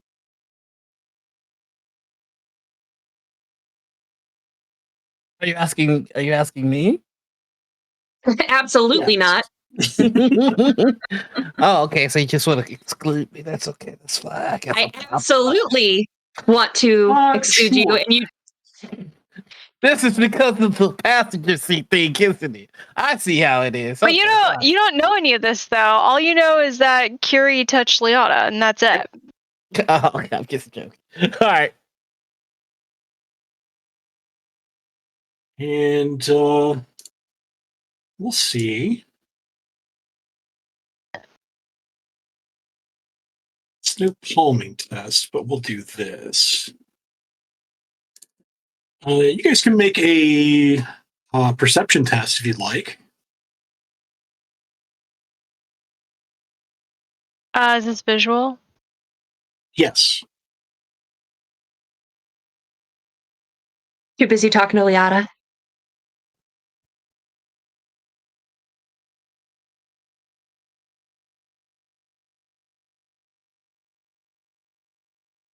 Violet sees everything. There's a ladybug in the grass. She sees it. Wow, that is a lot of 5s and 6s on that dice pool. Very nice. Yeah. So apparently the only one who doesn't see this is Curie, as Liata sort of actually is walking up behind Nova and Mr. Bell and sort of brushes up against them. You think under normal circumstances it might have been stealthy, but you're at a heightened level of awareness right now, and so you do sense it, and then you hear a voice in your head. So I noticed them brush up against me? Yes. Then I absolutely think really loudly in my head, what a pervert. Yes, let's call it that. You hear in your head. Oh, that's that weird stuff again. Hey. You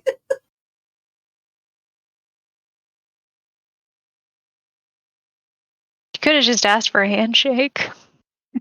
Don't touch me like that. Okay. So is this where you guys are going in? Yeah, I'm gonna go. I think I'm gonna shoot the thing in the head, the statue. Okay. Is he still punching the ground or no? No, by now it has stopped punching the ground. Cool. That's awful. Because now the name meter is fully freed from its earthen prison. Great. And it is that big. It's bigger than a troll.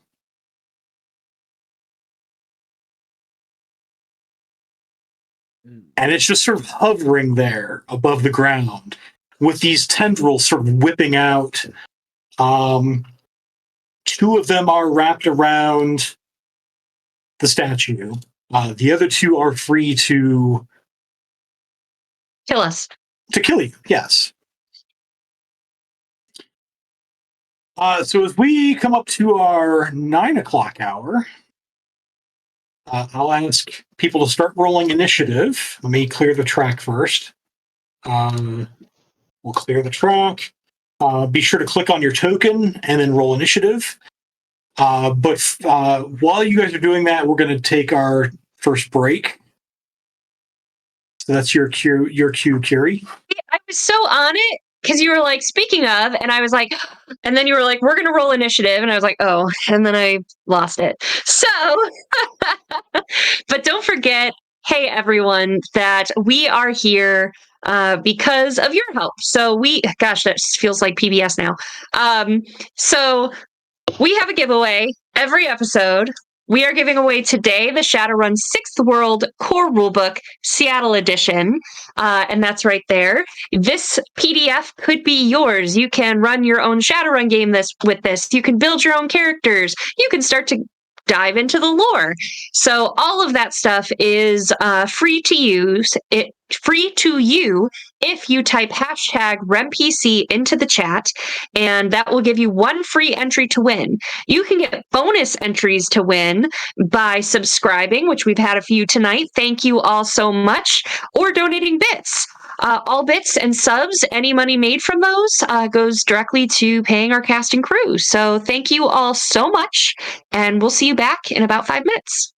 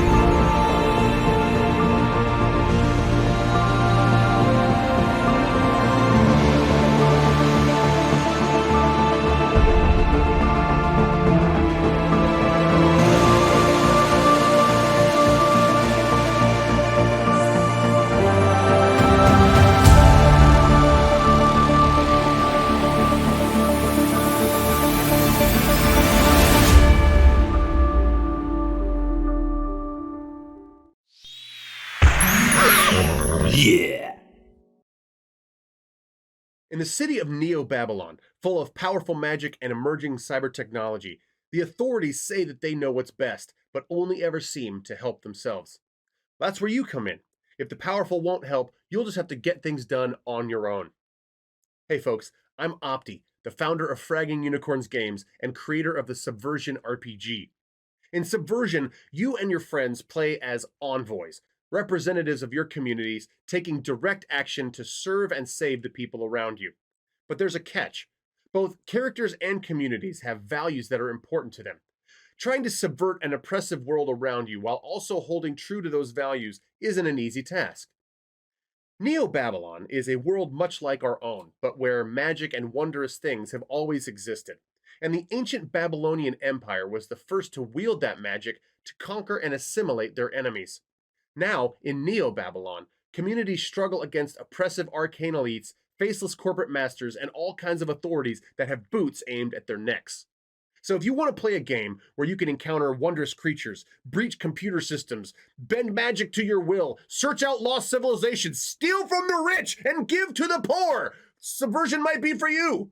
But if you're looking for a game where your values truly matter and building up your community is just as important as destroying unjust systems of control, Subversion is absolutely for you.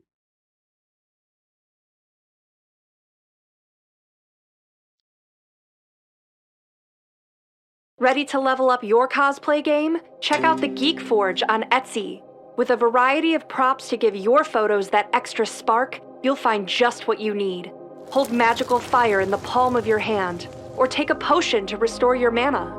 With a large variety of colors, you can choose your own magical flavor for your cosplay.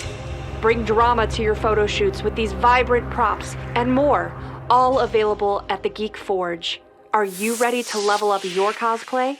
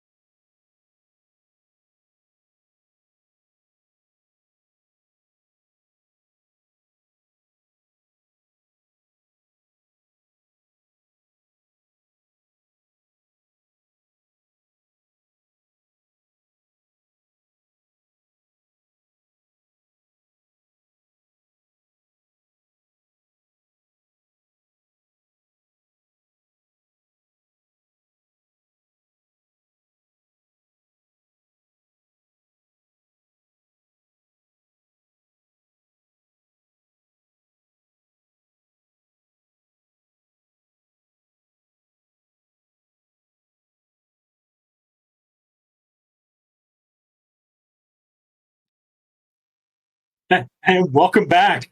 We have rolled initiative, and chaos is about to ensue. So first up on the order is Nova with a 35 initiative. Yes. Let's see. So I've sort of just grouped you up there. This is sort of up in the upper left here. On the map is you basically just have the entrance here, and what you're seeing, because I noticed the chat is not seeing the map. It is the whole map is the inside of this tent. Okay. And what you see in the center is this Area 51 looking area alien with tentacles coming out of it. That's larger than a troll. Along with the alabaster statue. And then Fisher is sort of in the back of the tent from where you guys are. Is this like an actual wall that's here? Whatever this is? All this stuff is sort of ruins. So that's sort of a low wall. Yeah, so that'll be pieces of what's left of the greenhouse that you guys burned down. Oh, excellent. Thank you. Okay.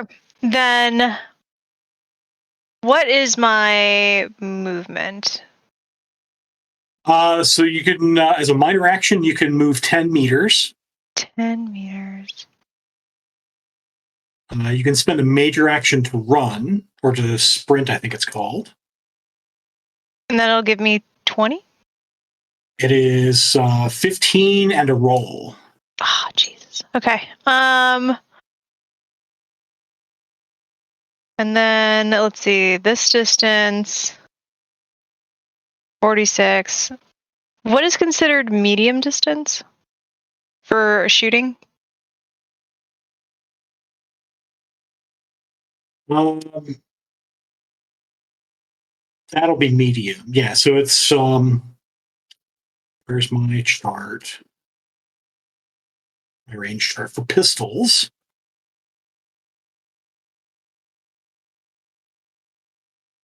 I think it's 20 meters. 20? Okay.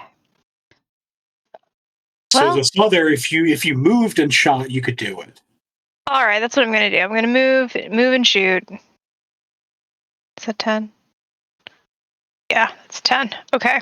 And then I'm gonna shoot the statue dude down here. Statue, okay. I am dual wielding, so double tap with my Ares Predator.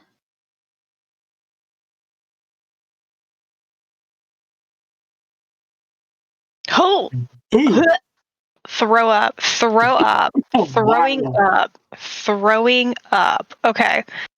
I would like to spend edge to reroll all the fails from the first one. Okay. So Yeah, two hits on 19 dice. Yeah. And the double tap is 2 major actions, which I think you have, right? Yes. Okay. So spend edge, and then we're gonna reroll the 17. Mm-hmm. Okay. All right. So I'm gonna 2 more hits on 17 dice. At least it's 4 and 5, and because of my thing, I get 2 edge back. Yep, because you have Pathroot Mastery Agility. Mm-hmm. All right, That's so right. 4 hits and 5 hits. So here's the first defense roll. There's the second defense roll. Okay. The first shot misses entirely. The second shot will hit with 2 net hits. So 5p is the damage.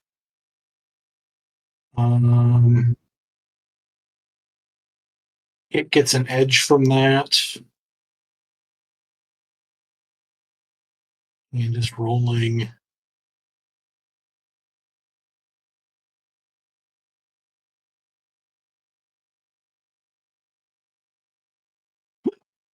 Soak. Okay. So what you see is that the second shot skitters off of the rock Mm, and fails to penetrate. that's a shame. Well, I'm out here in the open. So your comlink Finite rings. Hello, Finite. In the middle of battle. Yeah, what's up? No, I got time. It's fine. Patching through, designate your target. And you hear a bunch of radio chatter on the side. Can I share my eyes with whoever's calling? Sure, you can do that. Okay, I do that there, and it's like right here. And you're pointing out, okay, right there, okay?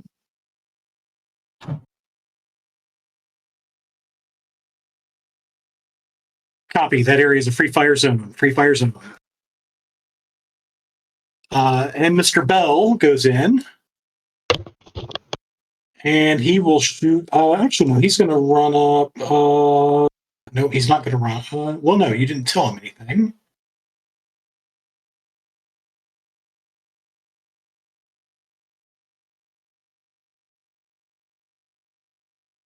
No, he'll go in there. He's going to take a shot. So many character sheets open.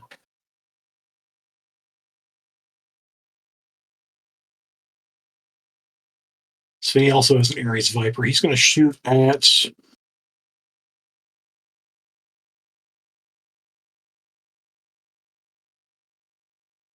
He'll shoot at the Name Eater.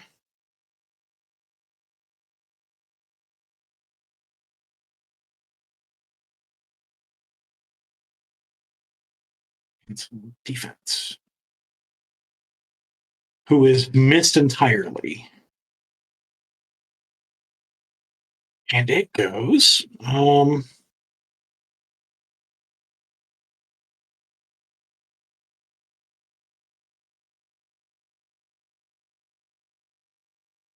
Yes.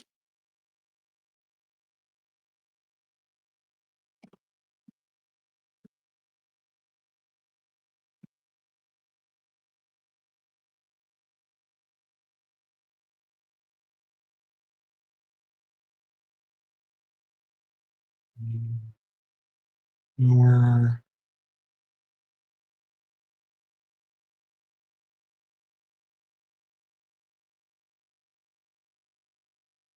Okay.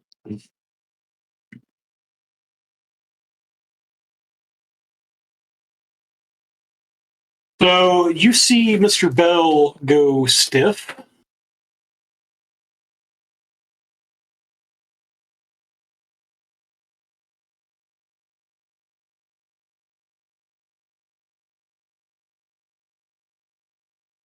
And you see that gold creeping up his neck again.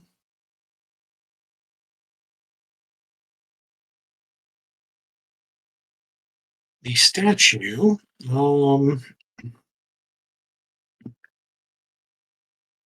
just moves around here. Basically puts itself between you and the Name Eater.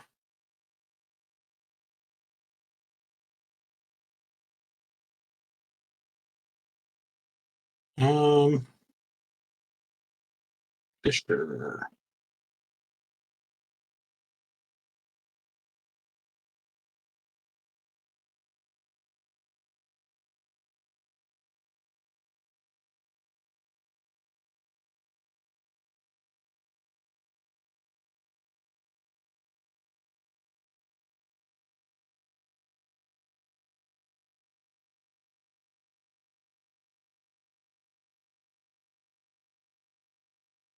Fisher's running for the side of the tent. And actually, Fisher sprints to get there.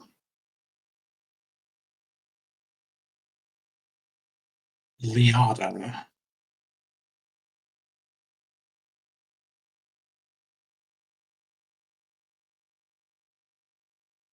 Well, I guess it means she's going to jump in here.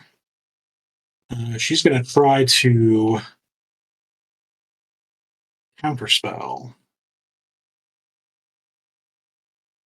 So that will take off the spell from Mr. Bell. Yay! The Guardian Spirit will sprint its way in.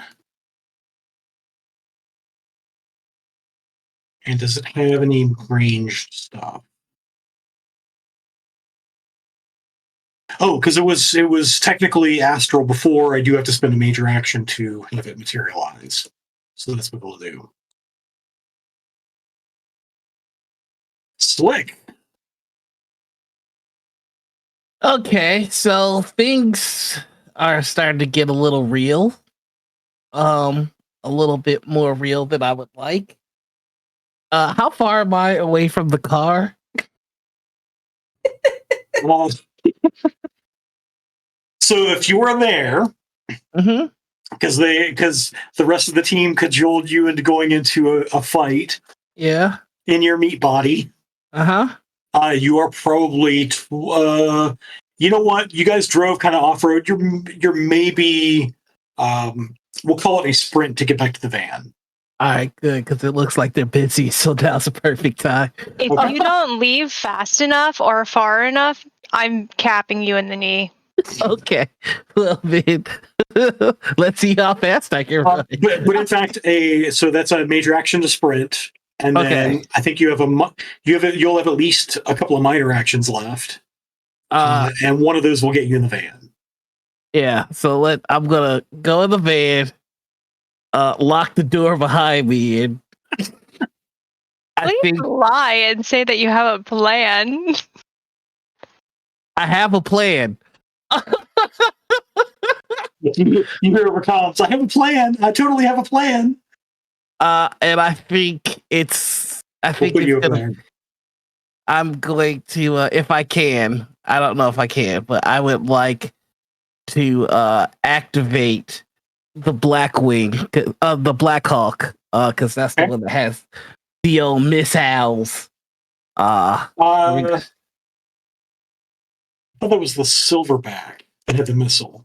Oh, we can make it. That's right. It doesn't have room for a map. Yeah, that's right. So it's the Black Hawk that has the missile. Yeah. So let me remove that from the Silverback, and I'll add it to the Black Hawk. And conveniently, you have a drone rack with which to launch the Black Hawk. Yep. So yeah, we're gonna sit that down, and we're just gonna. The plan is to carpet bomb the area and try and make sure my friends don't get caught on the cross. So that'll be another major action to get it launched. So that'll be your next turn. That'll be next turn. So that'll bring us to Violet. All right. I know this is bad news, even if I don't know what the plan is. So I am going to step inside here. And I am going to sing a song to the statue about why they're wrong. Okay. Go ahead and make a.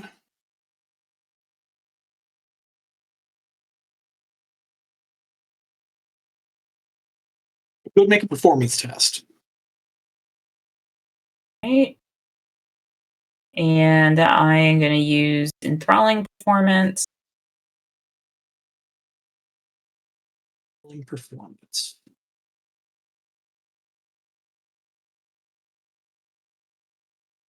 So that's going to be performance plus my magic. Yeah, so it's magic instead of charisma. Oh, is it instead of? Okay. Yeah. Roger that. No, the wrong drop. Chaos over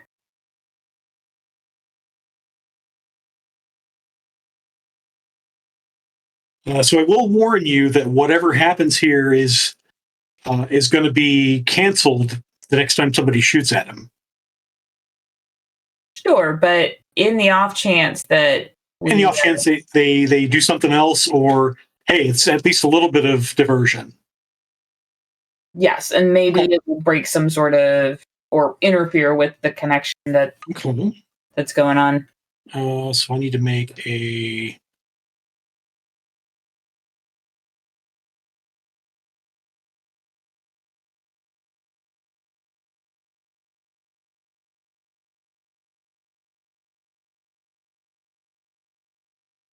technically there's not a resistance listed there. So I don't think it's really meant for this, but I'm going to make a roll nonetheless. Yeah, it says the hits serve as a threshold modifier for any perception test. Yeah. But it's not meant to be in combat, but I'm going to let it potentially interfere with what's going on with it. So I appreciate your flexibility while I try to break the rules of this game. Rip it wide open. Okay. So you do see it. It sort of stops there.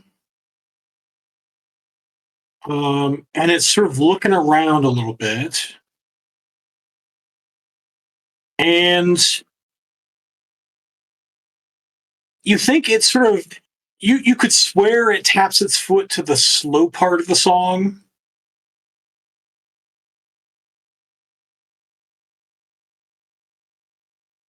But that's all the reaction you get so far.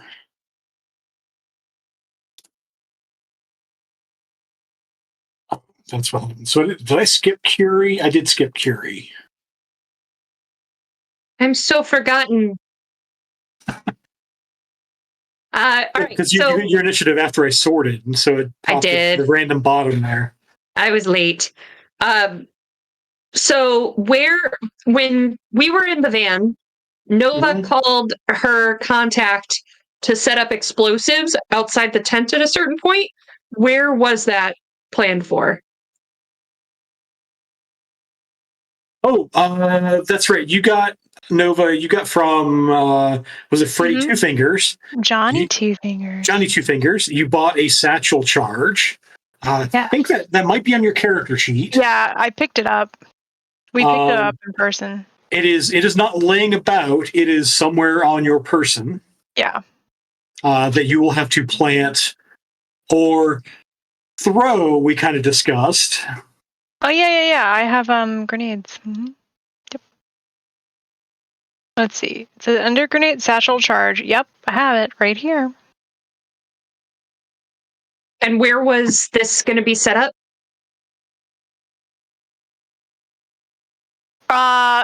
My pockets, and then I'm gonna throw it. I think that was the plan last I heard. I did forget about the satchel charge. Okay, so you've got to set it somewhere, or yeah, it's got to be set up somewhere. Yeah. Her friend Johnny Two Fingers was not gonna come up here. Then never mind. So, okay. Well, then what I'm gonna do? I already gave my spirits the instructions, so they're gonna act first. So Fire Spirit is moving in on. And you should have control over the tokens. Okay. How fast can he move? Since they were materialized, 10 meters. And how much is each square? 2 meters. 2, 4, 6, 8, 10 would be right on top of Violet. And then they have an action to keep moving, right? I can spend a major action to keep moving. So you can spend a major action instead of the minor action, and it's 15 meters and roll. 15 meters and roll. Okay, let's do it because I want him close enough. Although he does have a ranged weapon. Yes, fire spirits have ranged fire, and I believe it is currently in range after it moves.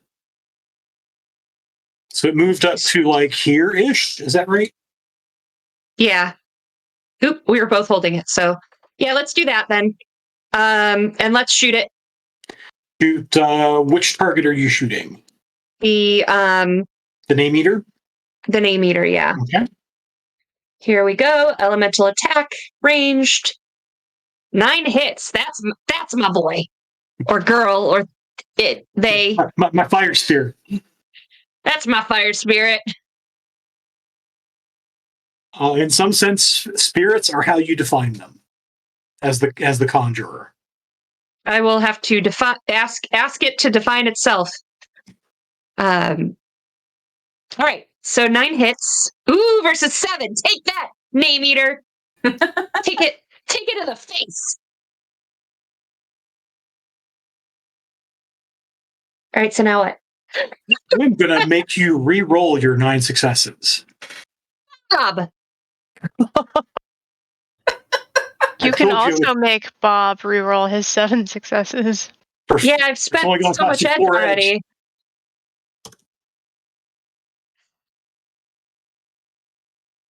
I'm upset. All right.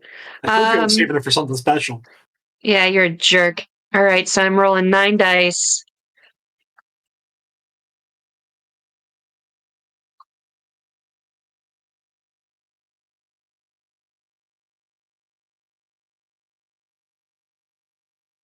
Shut up. Miss. So that's all he can do with his action, right? Mm-hmm. Okay. So then, which one is the beefier water spirit? The one without the dot. One without the dot. Okay, here we go. The one with the dot is the one wearing the necklace.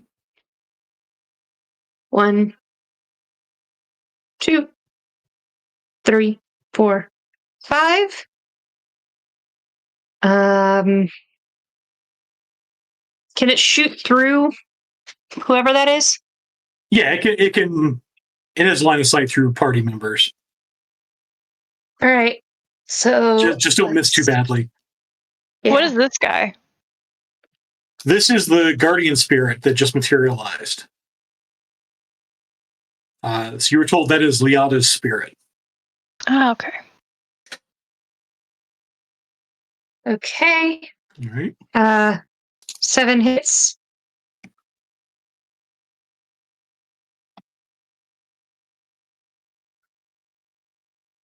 Okay. Okay.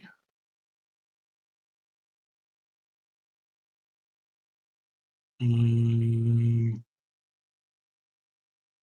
6p, so 11p.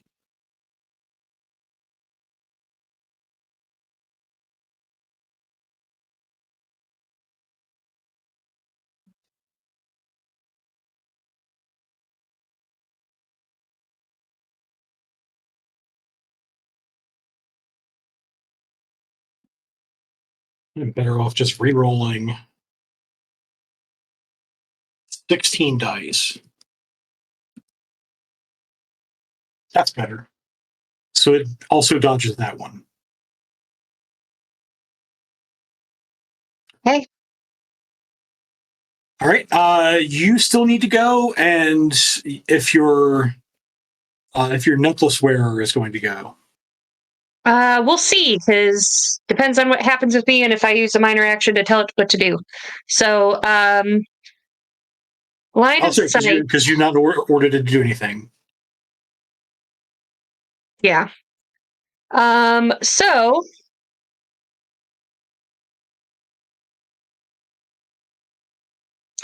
I'm scared, and when I'm scared, my frozen nature turns electrical hot. So we're gonna go ahead and cast a lightning bolt. Okay. And I have to choose the force, right? Or you do have to choose the. No. No, not in 6th. If you amp up, yeah. Oh, not yet. Not yet. All right, but I do have my focus, so there's my 3. Because this is 6th edition. Yeah, so it basically it does its normal damage is half your magic, and where is it? Half your magic plus net hits.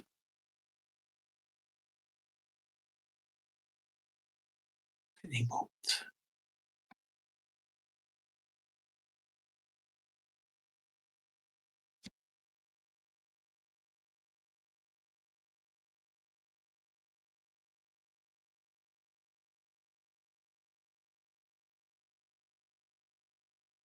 And it will make you re-roll one of your successes.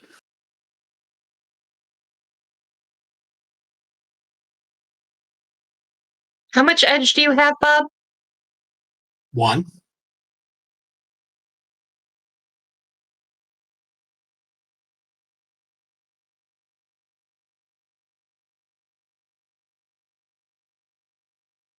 Whatever to you ask.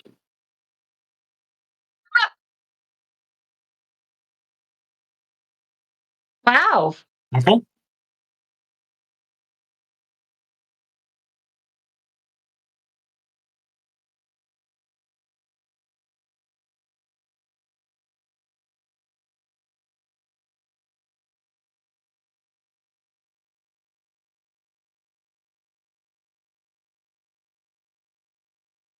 So it takes a nice jolt from that.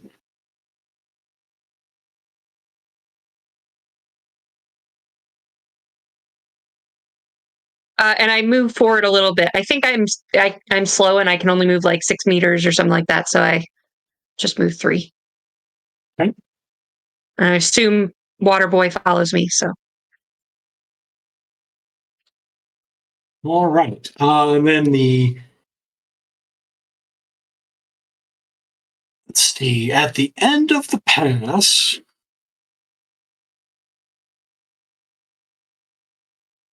let's see. Who has hearing enhancements? I do. Okay, so you're the one who hears this. You definitely hear the whine of jet engines in the distance.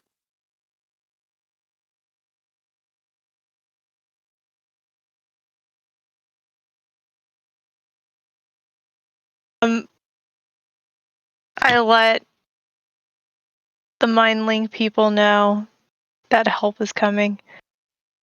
Nova, it's your turn. Is it going to take... What's it going to take for me to set up these satchel charges? Is it going to work like a grenade where I can just throw it and then hit a button and they turn and go? Or like... So it's a satchel sized charge that you can hit the button and try to throw it. There'll be a penalty for the thrown weapons test because it's not designed to be thrown. But you can just set it to like 1 second and throw it. And then it lands wherever it lands. Or you can be more deliberate about it if you want some place in particular, then it's going to be a demolitions test. Yeah, I don't want them to be able to run away. I don't have demolitions. You don't have demolitions? No. So I think that makes your choice for you. Yeah. I think I'm just going to have to... I mean, but I don't have throwing weapons as a thing. I have close combat and blades, firearms, and heavy pistols. This might be... Let me check, but it might be an athletics check in... Athletics? Well, I definitely have that. So. Yeah, it's athletics. Okay. Well, we're going to do it. We'll just do it. Okay. Athletics? Da, da, da, da. So where are you trying to throw it? Right here. Between All right, these right guys. there. All right. Yeah. And let's see. What is your strength? I rolled so bad. My strength, I have big girl strength, 5. Okay. So you'll take it would be athletics at -4. What? Athletics at -4.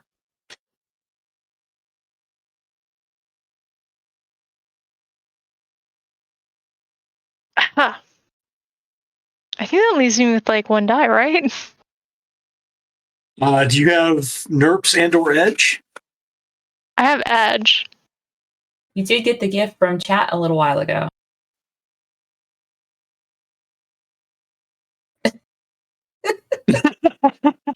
I'm glitching. I don't know what to do.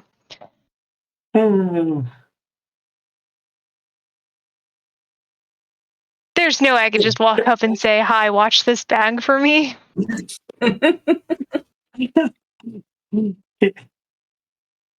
Stop by our Tuesday night game in Shadowrun 5th edition where Amber's character hoards edge like a dragon. Yeah, for these moments. Well, it's not for this moment if you're not going to spend it. Well, how would I spend it? I guess that's where I'm struggling. So 4 edge will allow you to pre-edge the roll. Okay. Which gives you dice equal to your edge and exploding 6s. Okay. All right. Okay, so I just hit. Let's see. I turn on the edge thing. Yeah, if you turn on the edge thing, then athletics. The only modifier you need is the -4. -4. And then it'll do the exploding 6s and your edge number, but on its own. Mm-hmm.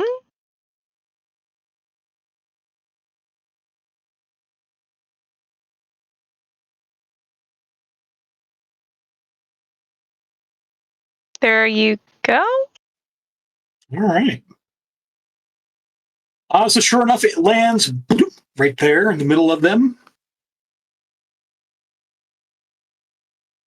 Mr. Bell.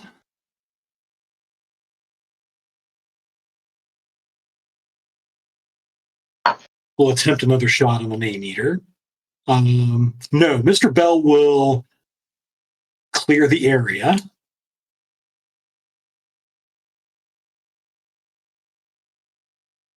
The name eater will go.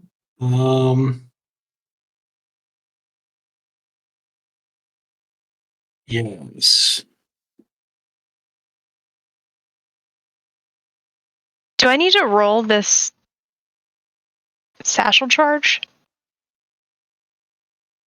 Not yet. Okay. It'll go off at the end of the turn.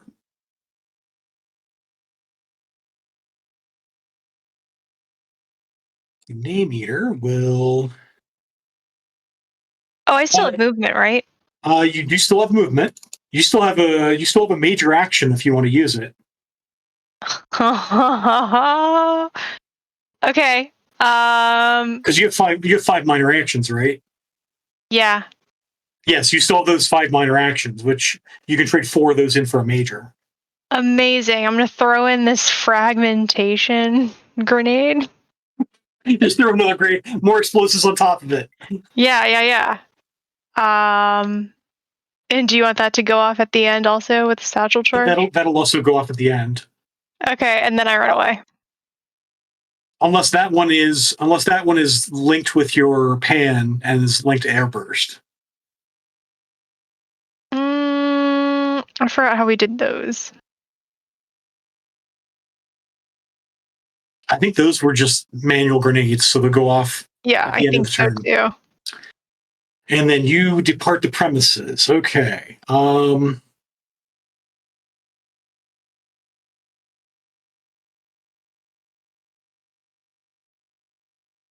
right, so the tendrils reach out from the name eater.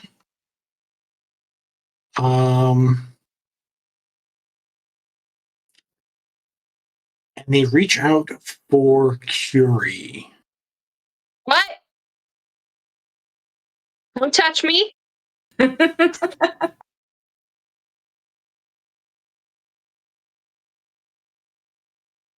What is your defense rating?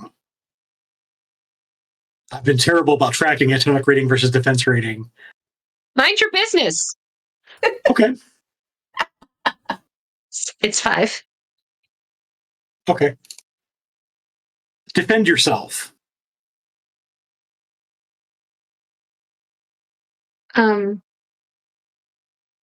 Reaction plus intuition. So there should be on your character sheet the shield icon. The shield. Is that right? Hang on. Let me make sure I'm getting that right. Defense. Under core combat, there's a defense button. Got it. Defense.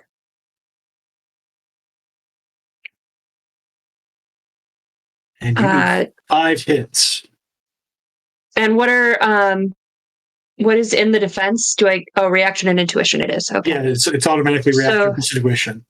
Okay, so no mods then. Ooh. I need a soak roll from you. Yeah. You got a lot of 4s there, though.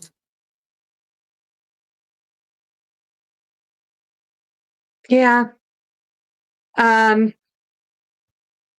Yeah. And technically, that's only 3 hits from him. Make a soak roll, unless you have some edge you're going to spend. Let's do it. I'll make it a 2. Okay. You are still hit. Go ahead and make a soak roll. Which soak damage. Oh, I'm so scared. Oh.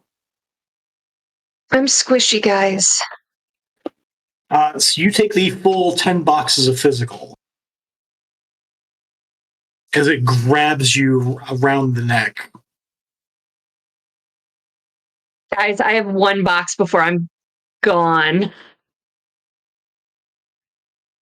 Oh my god, no. And it is your turn. And also applies the immobilized status to you. Cool. Cool. Running to the van doesn't seem like such Your a good idea now, does your it? spirits go next, right? Yeah, you and your spirits are going now. Make your spirits grab you. Well, I'm gonna tell Waterboy to help free me because I can do that mentally. I don't have to speak for that. So he's gonna attack her now too. So let's do our force 4 first, since he's with me. Melee weapon. I'm gonna use the. Well, yeah, the elemental attack is fine. Okay. So that's the force 4. So this is the force 4. Does this sort of thing and shoots at. It's attacking it's trying to attack the vine. Trying to attack the vine. Okay. Yeah.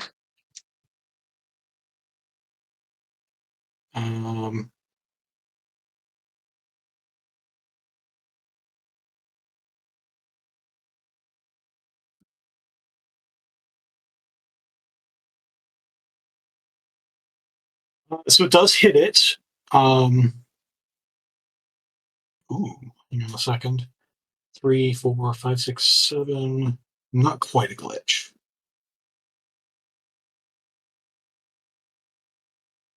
Anybody have edge they want to throw at making? Can we make it a glitch? Yeah, there's a 2. 1, 2, 3, 4, 5, 6, 7. We can make it glitch if we have one more. If you have 2 dice. 4 edge. 4 edge? Oh, 4 edge? To count twos for glitches. Because there's no edge action to reduce a die. That's expensive. It is expensive. Okay. Nah. All right. Do we want to do it? I don't think it's worth it for this. Okay.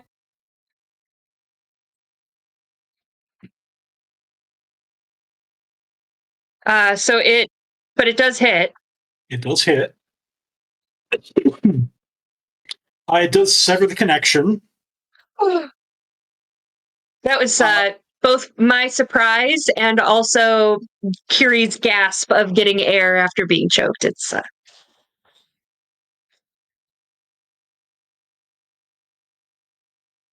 but then you hear in your head, Angela Crowley, I know your name now. Well, this thing super needs to die, and I'm going to shut off my mind link. Okay. So to be fair, just because you heard something in your head doesn't mean it got transmitted over your mind link. Yes, but I don't want them to talk to me and her to hear it. What I'm saying is, just because it talks to you doesn't mean it automatically goes out of the mind link. Those are 2 different communications. It's separate. Yes, but if I know anything, it knows knows it then. Yeah. So I don't want that. So I'm cutting this connection so they can still communicate without me. Okay. But now I'm fighting for my life. Yep. You and 2 spirits. Yep. So I'm gonna attack her.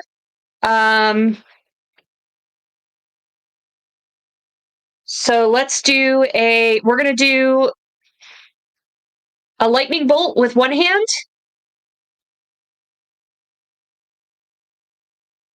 And I didn't use it last time because I forgot, but I actually have enough minor actions now for a major action. Okay. I think. Yeah. So, yeah. Let's do. Because you got 2 extra dice, which means that doesn't leave you with any minor actions, but it leaves you with that's fine. A second major. We'll see what happens after my first attack, but let's see here. So magic. Let's do lightning bolts.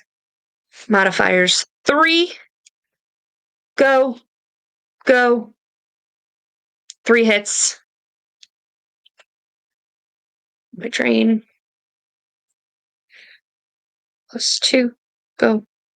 Okay, I'm good. Roll your defense, Bob. Ah, dang it. All right. Well, I didn't take any drains, so we're going to go ahead and do that second major action. I think I'm going to do mana bolt on it. But actually, you know what? Maybe I'll do blast because walk me through this, Bob, because it's area and maybe I can hit it and the statue. You could potentially hit it and the statue. And in this sense, let me make sure of this, but area spells. They have higher drain. They have higher drain, but they target the weaker of the 2 defense rolls. So if the statue has a smaller defense pool, then maybe you can tag both with it. Okay, let's try it. It's kind of weird. That's what it is. Yeah, I've never really gotten it, but let's go. 6 hits, yay! That's pretty good. So let me see the statue.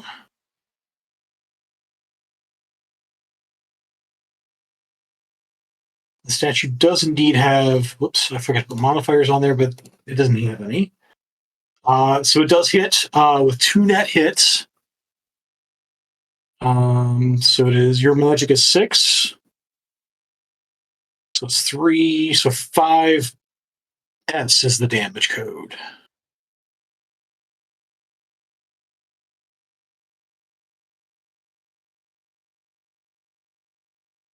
Okay. It takes some damage. Oh. Glitch. So in fact, it falls over. The statue does. And you see cracks go across it. Across the rocky skin. So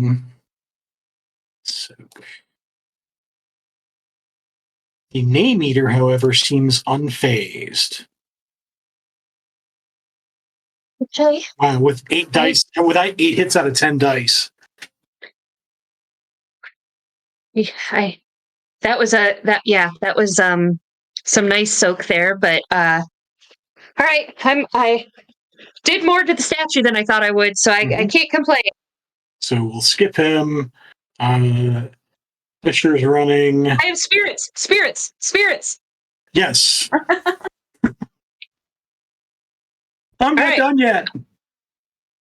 Run as much as 1, 2. It's not gonna matter. All right, it's gonna attack 5 hits. Miss. And it only gets 1 attack, right? It only gets 1 attack. Okay, and then water. 1, 2, 3, 4, 5.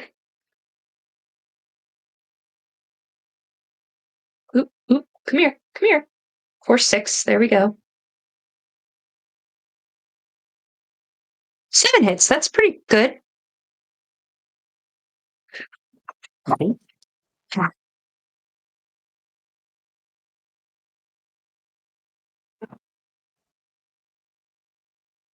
So you see it's sort of almost featureless face sort of stretches as you hear a scream in your head. Ooh. Slick. Now it's your turn. All right, yeah. So my drone should be launching. Yeah, so that's this turn to launch your drone. Mm-hmm. You also you know what, make a matrix perception test. Okie dokie.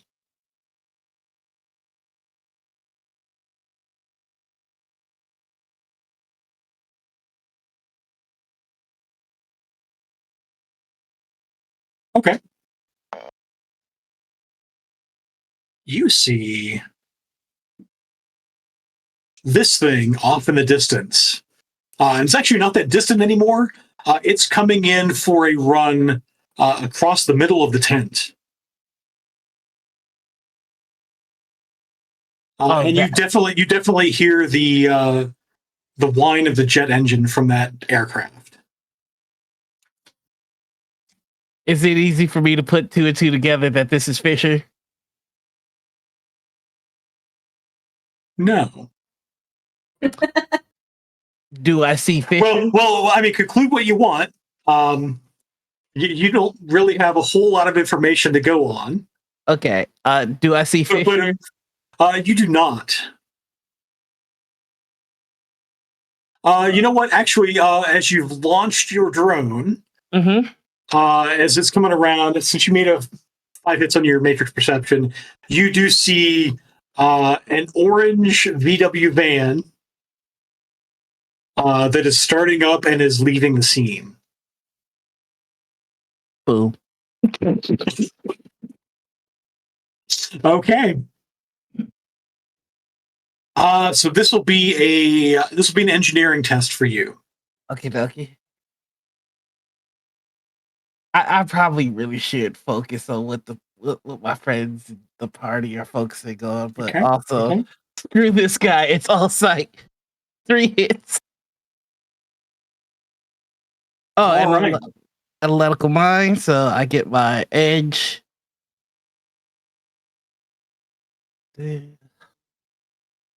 So this thing, let's see. You know what? I should roll.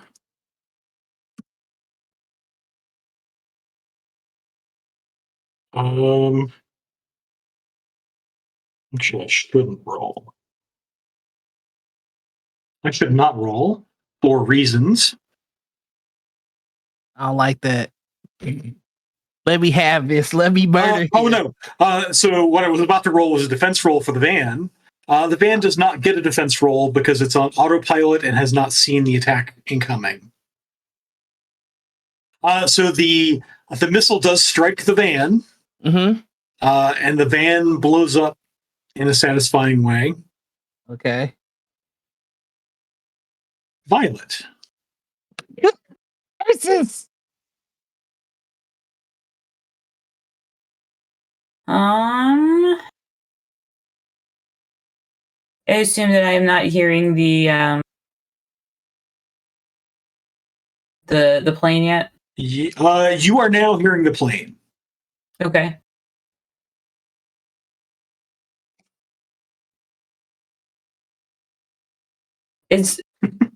Are Curie spirits moving her? Are you still immobilized, Carrie, or no? You wiggling? No, we got free of the viney thing, so I'm now like and also casting spells. She is badly injured and contorted in uncomfortable ways. All right.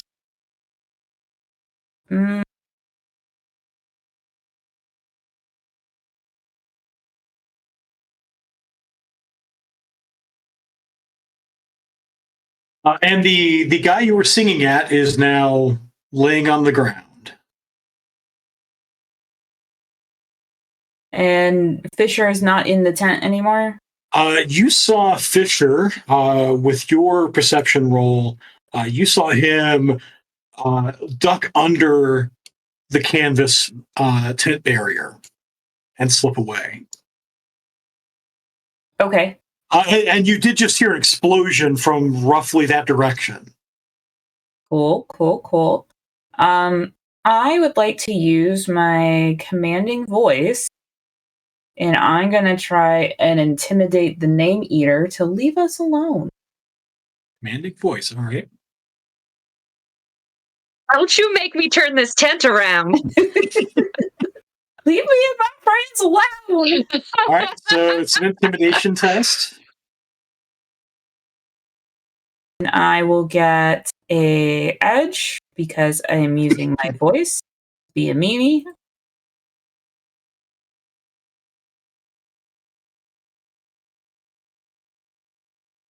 Intimidation, do not have.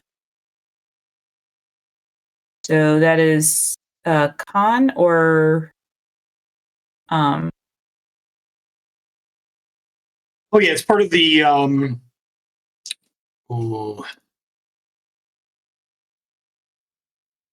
it's part of influence. Is it part of influence? Okay. I couldn't remember.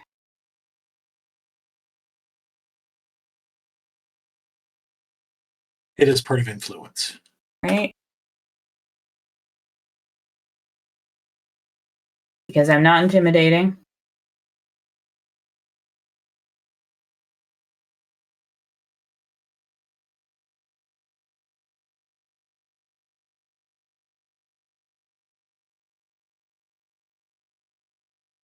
It matches your stare and says no.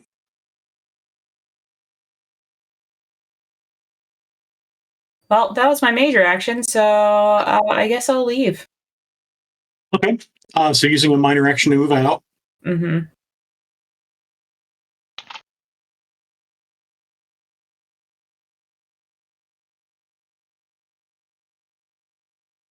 Okay. I get to blow things up now. Yeah, so it's the end of the turn, so a whole bunch of stuff goes boom. So go ahead and hit the grenade and the satchel charge so it pops up in the window. So that's the grenade. Come on. And that's the satchel charge. All right. I don't really like those 3 hits. So you're not rolling hits for them now. You're just rolling. Okay. You're just rolling so I see the damage value. Okay.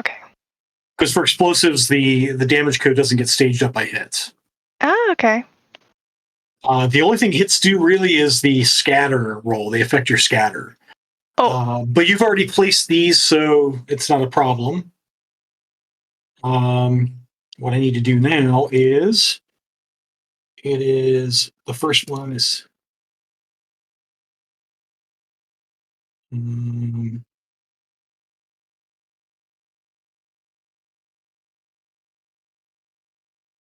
so it takes almost none of that.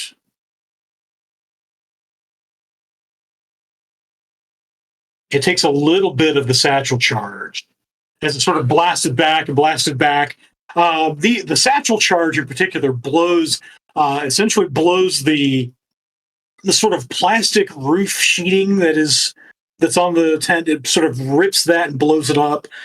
You kind of see you see some of the light sort of creeping in from the dawn sun. And then you also, Slick, you see the incoming aircraft fire 2 missiles. And you see it sort of these little doors open up. The missile drops out and fires. Who they shooting at? These missiles come in toward the center of the tent. Dang, man. And I need to make a couple of rolls here. It's There's rough 1, in there. there's 2. Oh, I probably should have gave them heads up that I was going to have it. You live, you learn, you get looks. I said in the very beginning that help was on the way. Oh, that's true. That's the only warning you were getting from me. So these 2 missiles come streaking in through the open rooftop. The first one.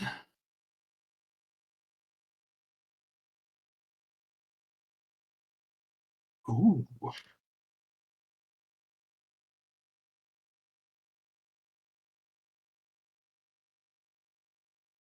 So the first one hits it pretty square in the chest, and it sort of drops. It drops to the ground. Bob, how many edge do I have to spend to make you re-roll those hits on that second one? 4 edge will make me re-roll all my hits. Do it. In fact, so I made a mistake earlier. I think you can spend 2. You can spend 1 edge to make me re-roll 1 die. So 1 edge per die, or 4 hits for the whole thing. Mm. So if you're spending to make me re-roll all 5 of those hits, mm-hmm. Okay, it gets 2 hits. So yeah, the first one actually penetrates into the skin. For some reason, you hadn't been able to penetrate before. This is the anti-vehicle missile. The second one lands at its feet as it falls and blows. You see bits of tentacle and bits of head sort of flung across the tent as they vanish into astral space.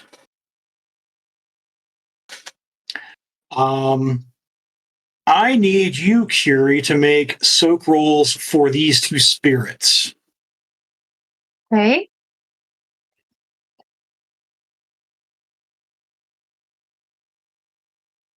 Fire.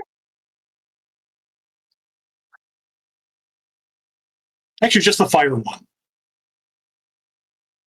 Just the fire one, but it needs to make 2 soak rolls. Defense. Oh, wait, soak. Cool. That's enough for the first one. Okay. And that's enough for the second one. Yay! Good spirit. So it's explosions, and fire spirits like fire, but it's explosion nonetheless.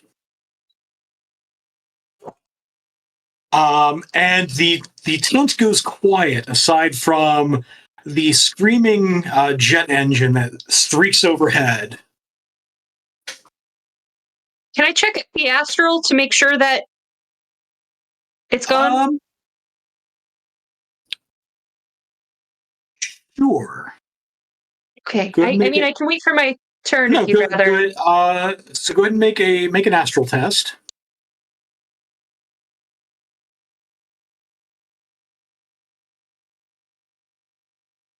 And as we're making this astral test, I'll tell you what you see after the break.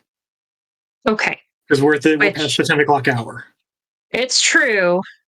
So, everyone, I think this will be the last kind of chance here, right? To do your RMPC, Bob? Oh, maybe. I was trying to get answers to the cliffhanger. Okay. I know you were. So, type hashtag RMPC in the chat. We will be drawing a winner at the end of the show to win a copy of the Shadowrun 6th World Core Rulebook Seattle Edition PDF. So you can play your own game of Shadowrun. You can create characters, and you can be like all the cool kids and play a bunch of criminals that take down the corporations. So, or, name eaters things. So hashtag RemPC in the chat for your free entry to win. And you can get bonus entries by donating bits and subscribing, which every 100 bits gets you an extra bonus entry, and subscribing gets you 7 whole extra bonus entries. So that's 2 free bonus entries for subscribing. So stay tuned. We will be back in about 10 minutes. Thanks, RemPCs.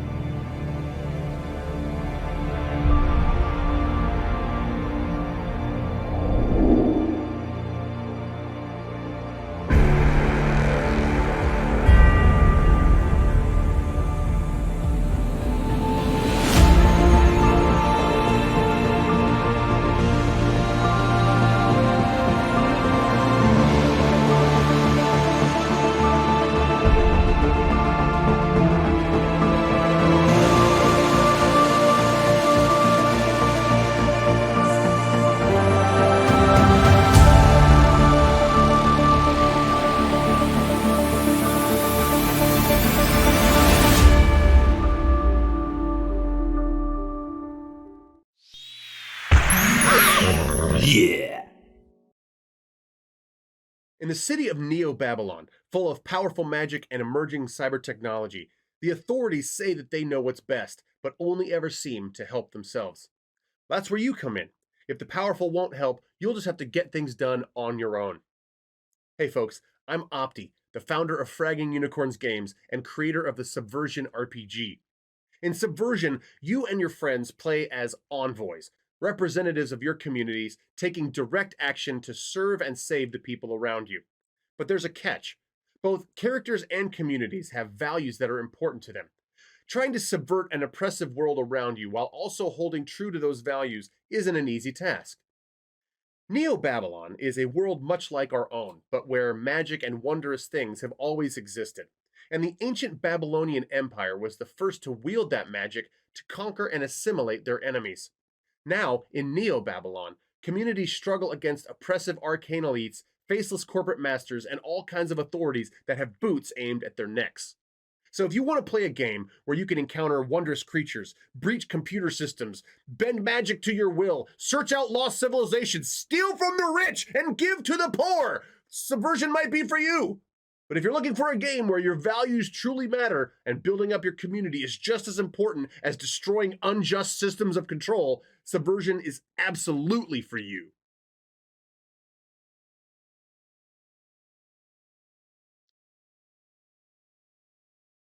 Ready to level up your cosplay game? Check out the Geek Forge on Etsy. With a variety of props to give your photos that extra spark, you'll find just what you need. Hold magical fire in the palm of your hand, or take a potion to restore your mana. With a large variety of colors, you can choose your own magical flavor for your cosplay. Bring drama to your photo shoots with these vibrant props and more, all available at the Geek Forge. Are you ready to level up your cosplay?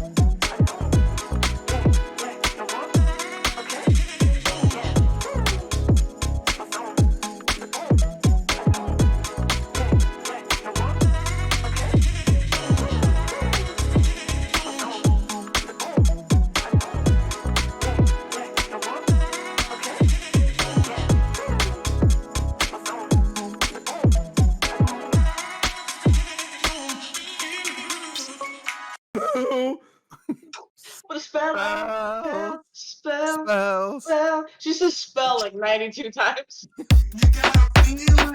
Spell.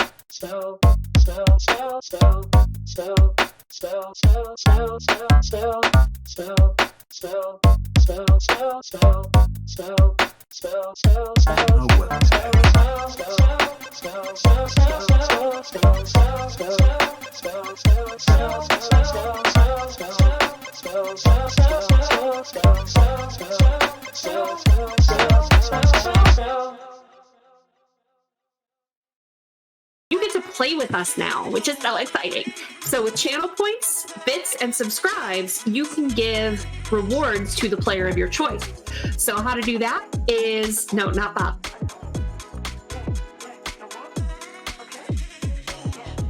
Channel points, I believe it is 500 points, gets you NERPs, which is +3 to any dice roll to the player of your choice. For 1,000 channel points, you can do a point of edge to any player. And for 2,500 channel points, you can do 4 edge to the player of your choice. Now for bits, for 100 bits, that's $1, you can do the NERPs. For 200 bits, that's $2, you can do the point of edge. Or for 500 bits, that's $5, get 4 edge to give to the player of your choice. And finally, again, the subs, if you subscribe, you can give 4 edge to any player.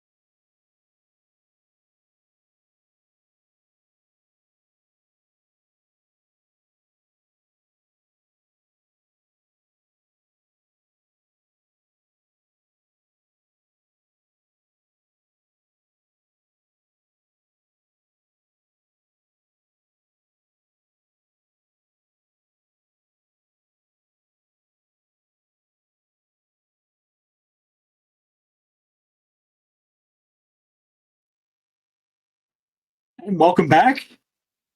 We have just seen the Name Eater get shot up, and appears to have disappeared back into the astral. So Curie has made an astral test with 4 hits, and you see it dissipating as if it were a disrupted spirit. Okay. Your 2 big spirits also return to their home, having completed their one service. Are they so is there any remaining in the physical world of any remains of this thing at all? You see bits and pieces of what must have been like stretched all up and down this area between where you are and where it was. You see pieces of rapidly decaying material that must have been its tendril. Mm. Okay. So pretty soon there's going to be nothing left with how quick it's decaying. That's your guess. Okay. All right. I'm gonna start healing myself a little bit. Mm-hmm. Yeah, look at that -4 wind modifier. Little bit hurt. Little bit. While she's healing, I'd like to go out and investigate Fisher's on fire vehicle. Okay. So you heal 4 boxes, Curie. You do have to sustain that for, I think it's 4 combat turns. So I'll drop my armor. Okay. And fortunately, you don't take any drain from that. So Nova, you go out and around, and sure enough, you do see the trademark VW microbus. The van that you remember riding in a number of times, and it is in flames. Go ahead and make a perception test. Oh man, be good, be good, be good. And we'll drop out of rounds as well. 2 hits. All right. Is it enough? So you approach. Whatever was going to explode has exploded. That's kind of what happens when you hit a VW microbus with a missile, I imagine. I have not actually tried this. Don't incriminate yourself. This is the Yes. internet. Yeah, pretty soon the word premeditated gets thrown around the courtroom. So you walk up to it slowly, and the flames are by the time you guys have finished all this and are heading toward the van, the flames are starting to die down a little bit. You do see a little bit of movement in the van, and it does appear to be Fisher. He appears to be moving, but very, very injured. The door's on fire and everything? Yeah. I'd like to take off my jacket and try and get the door open. Okay. Like by wrapping my arm around it to protect. Go make a lift carry test. I was gonna ask, would it be all right if I sent the silver back over there? It's a rescue. It's a rescue drone. This is what it's built for. Rescuing. Oh my god. That's 6. That is 6 ones. But it's not more than half. It's not more than half. Not more than half. It is uncomfortably close. You'll also be probably relieved to know that I don't have any edge left to spend. So you get away with this one. Thank you. It takes you a bit of effort, but you're able to pry the door open. There's not much left of it. It's just like the door frame. You like grab on and you yank. By this time, you see the silverback coming around. This big gorilla drone. What does Fisher look like? Does he look like he could survive? He definitely needs medical attention. I take my Ares Predator and I say, buddy, you can't do that to us. And I like to pop him in the head. Okay. Yeah. Wow. Can't do that to us. So here we go. Patience. So you see this through the eyes of your drone. You see Nova just pull out her pistol and just pop.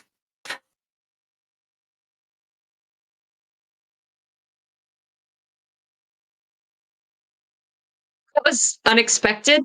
Mm. I have a life ahead of me, and he can't know my name and then go around and do this. So, from the gorilla, do I see any of his gear on him? Like his he's gonna loot the body. You do not see any gear. Loot the ruins. There's something in particular I'm looking for. His oh my god, it's the thing that I have, and I know that he has one too.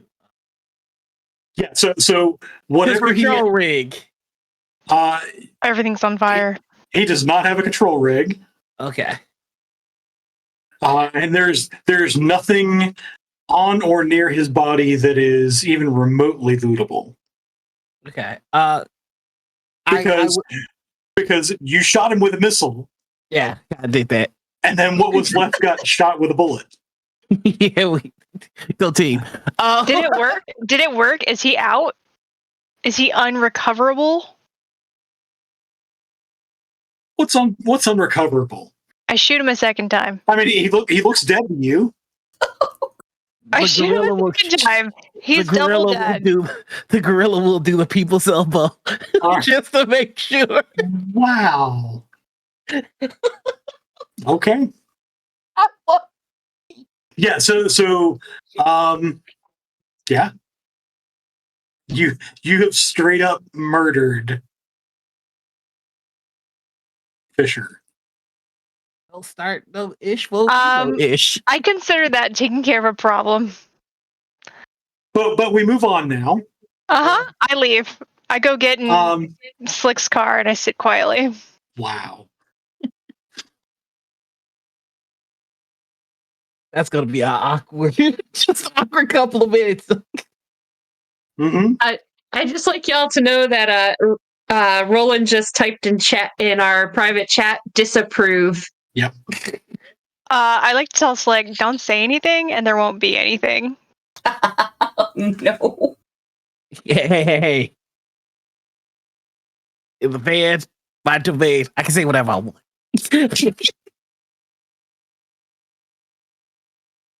You won't be the only temper we take out. I was just gonna say she just popped someone in the head. With that morbid finality, we will conclude our episode. And we'll pick up next week with other potential loose ends that you guys still have. Ooh. You guys still have whatever the water spirit is wearing. That necklace is something. And where did the statue come from? Oh yeah, there was a statue. There was a statue. Wow. Was locked in on fish. That's one off the list. The other one is what's the guy's name? You won't remember me. Sorry, Randy. Yeah, I'll message Randy my condolences and have some ideas if we want to bring him back. But I mean, clearly not with this group. Okay. I was going to say, not in this timeline. Because apparently that's not going to work. But I'll say this for the future. It is possible to burn a point of edge and survive. Can I burn a point of edge to make sure he doesn't survive? What is this? No. Nope. I thought I was his rival. What? Look, you can be his rival, but this is business at this point. And he rejected my invitation to Taco Temple to talk things over. So remind me never to turn down tacos when you are. With that, we will leave it at that. Yeah. And we'll pick up next time with the remaining loose ends that you guys still have. Thank you, everybody, for joining us. Do we have any announcements before we sign off? We have to do our drawing. Oh, yes, I forgot all about that.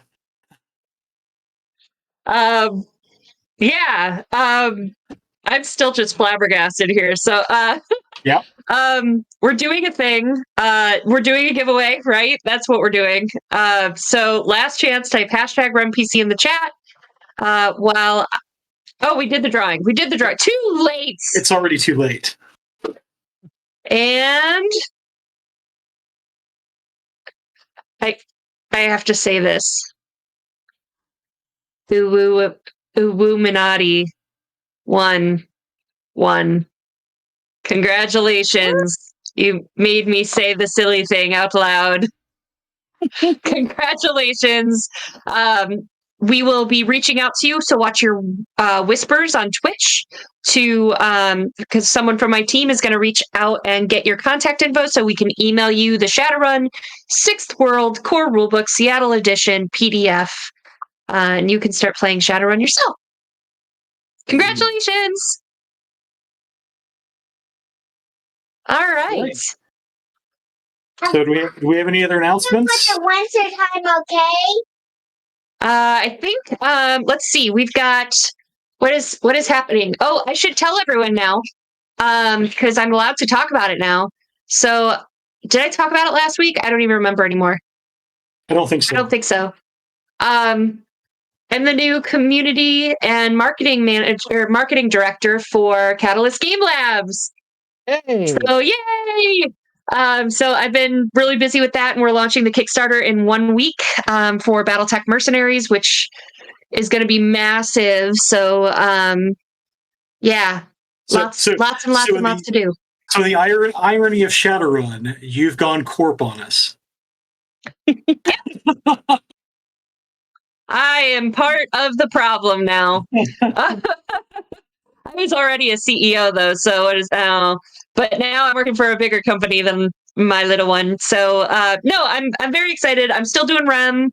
I'm just delegating some of the work that I was doing and advising more rather than being a doer.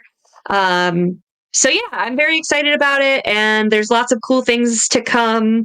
I just posted about Shadowrun sale on the Catalyst store website, so you can get like the nice foil puzzles.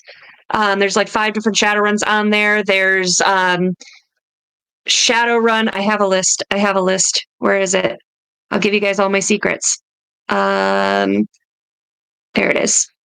All right. We've also got Super Camelot, the board game, is going to be on the website on 75% off. Shadowrun 0 Day, which is a game of its own, you can check out. That'll be on sale. 5 puzzles. The Vikings board game is on clearance. So that will be, normally it was $60 and now it's going to be like $15. So check that out. And Shadowrun Sprawl Ops is also going to be steeply discounted. So lots of Shadowrun and some other games for you if you would like. That's my big news for right now. Anything else? Billy wants to know, is the sale to make room for Edge Zone? To make room for we got to clear the shelves to get Edge Zone on it. Yeah, so Edge Zone is coming, should be fulfilling very soon, from what I hear. So I'm really excited about that. We've got the Streamathon coming up for Realm Alternis, so you should join our Discord. There's a great community, lots of Shadowrun and other games too. So feel free to come hang out with us. That's all my late night addled brain can come up with for now. Nor, any announcements? Oh no, I got to drop a missile on somebody and then squash them as a big monkey, so I'm happy. Okay. Oh, also, yeah, check out Table Takes tomorrow right here on JCOT TV. But other than that, I'm very happy. Jen.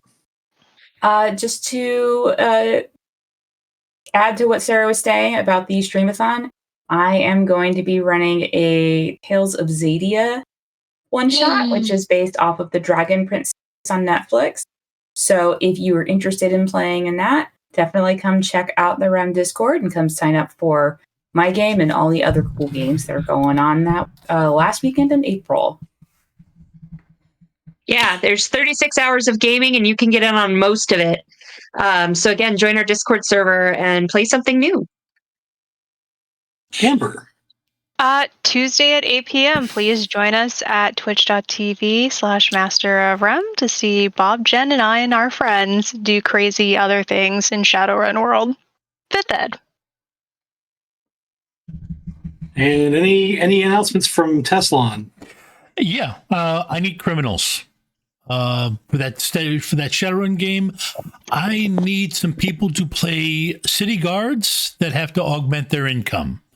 So if you want to plan a heist, if you want to plan a con, if you want to perform crime, hop on the Realm Alternis Discord and sign up for my game, the City of Vestus, or the Vestus City Guard. Other than that, again, come see us on Tuesdays when we get to follow another one of Amber's characters around and clean up the mess. No, not true. We follow Jen's character around and create mess. But there's definitely a mess because it's season 8 in Chicago missions. Yeah, we will agree that there is a mess. And it's only going to get messier. Yeah. Have a good night, folks. And we will thank see you you for next week. Everyone. Bye. 5, 4, 3, 2, 1.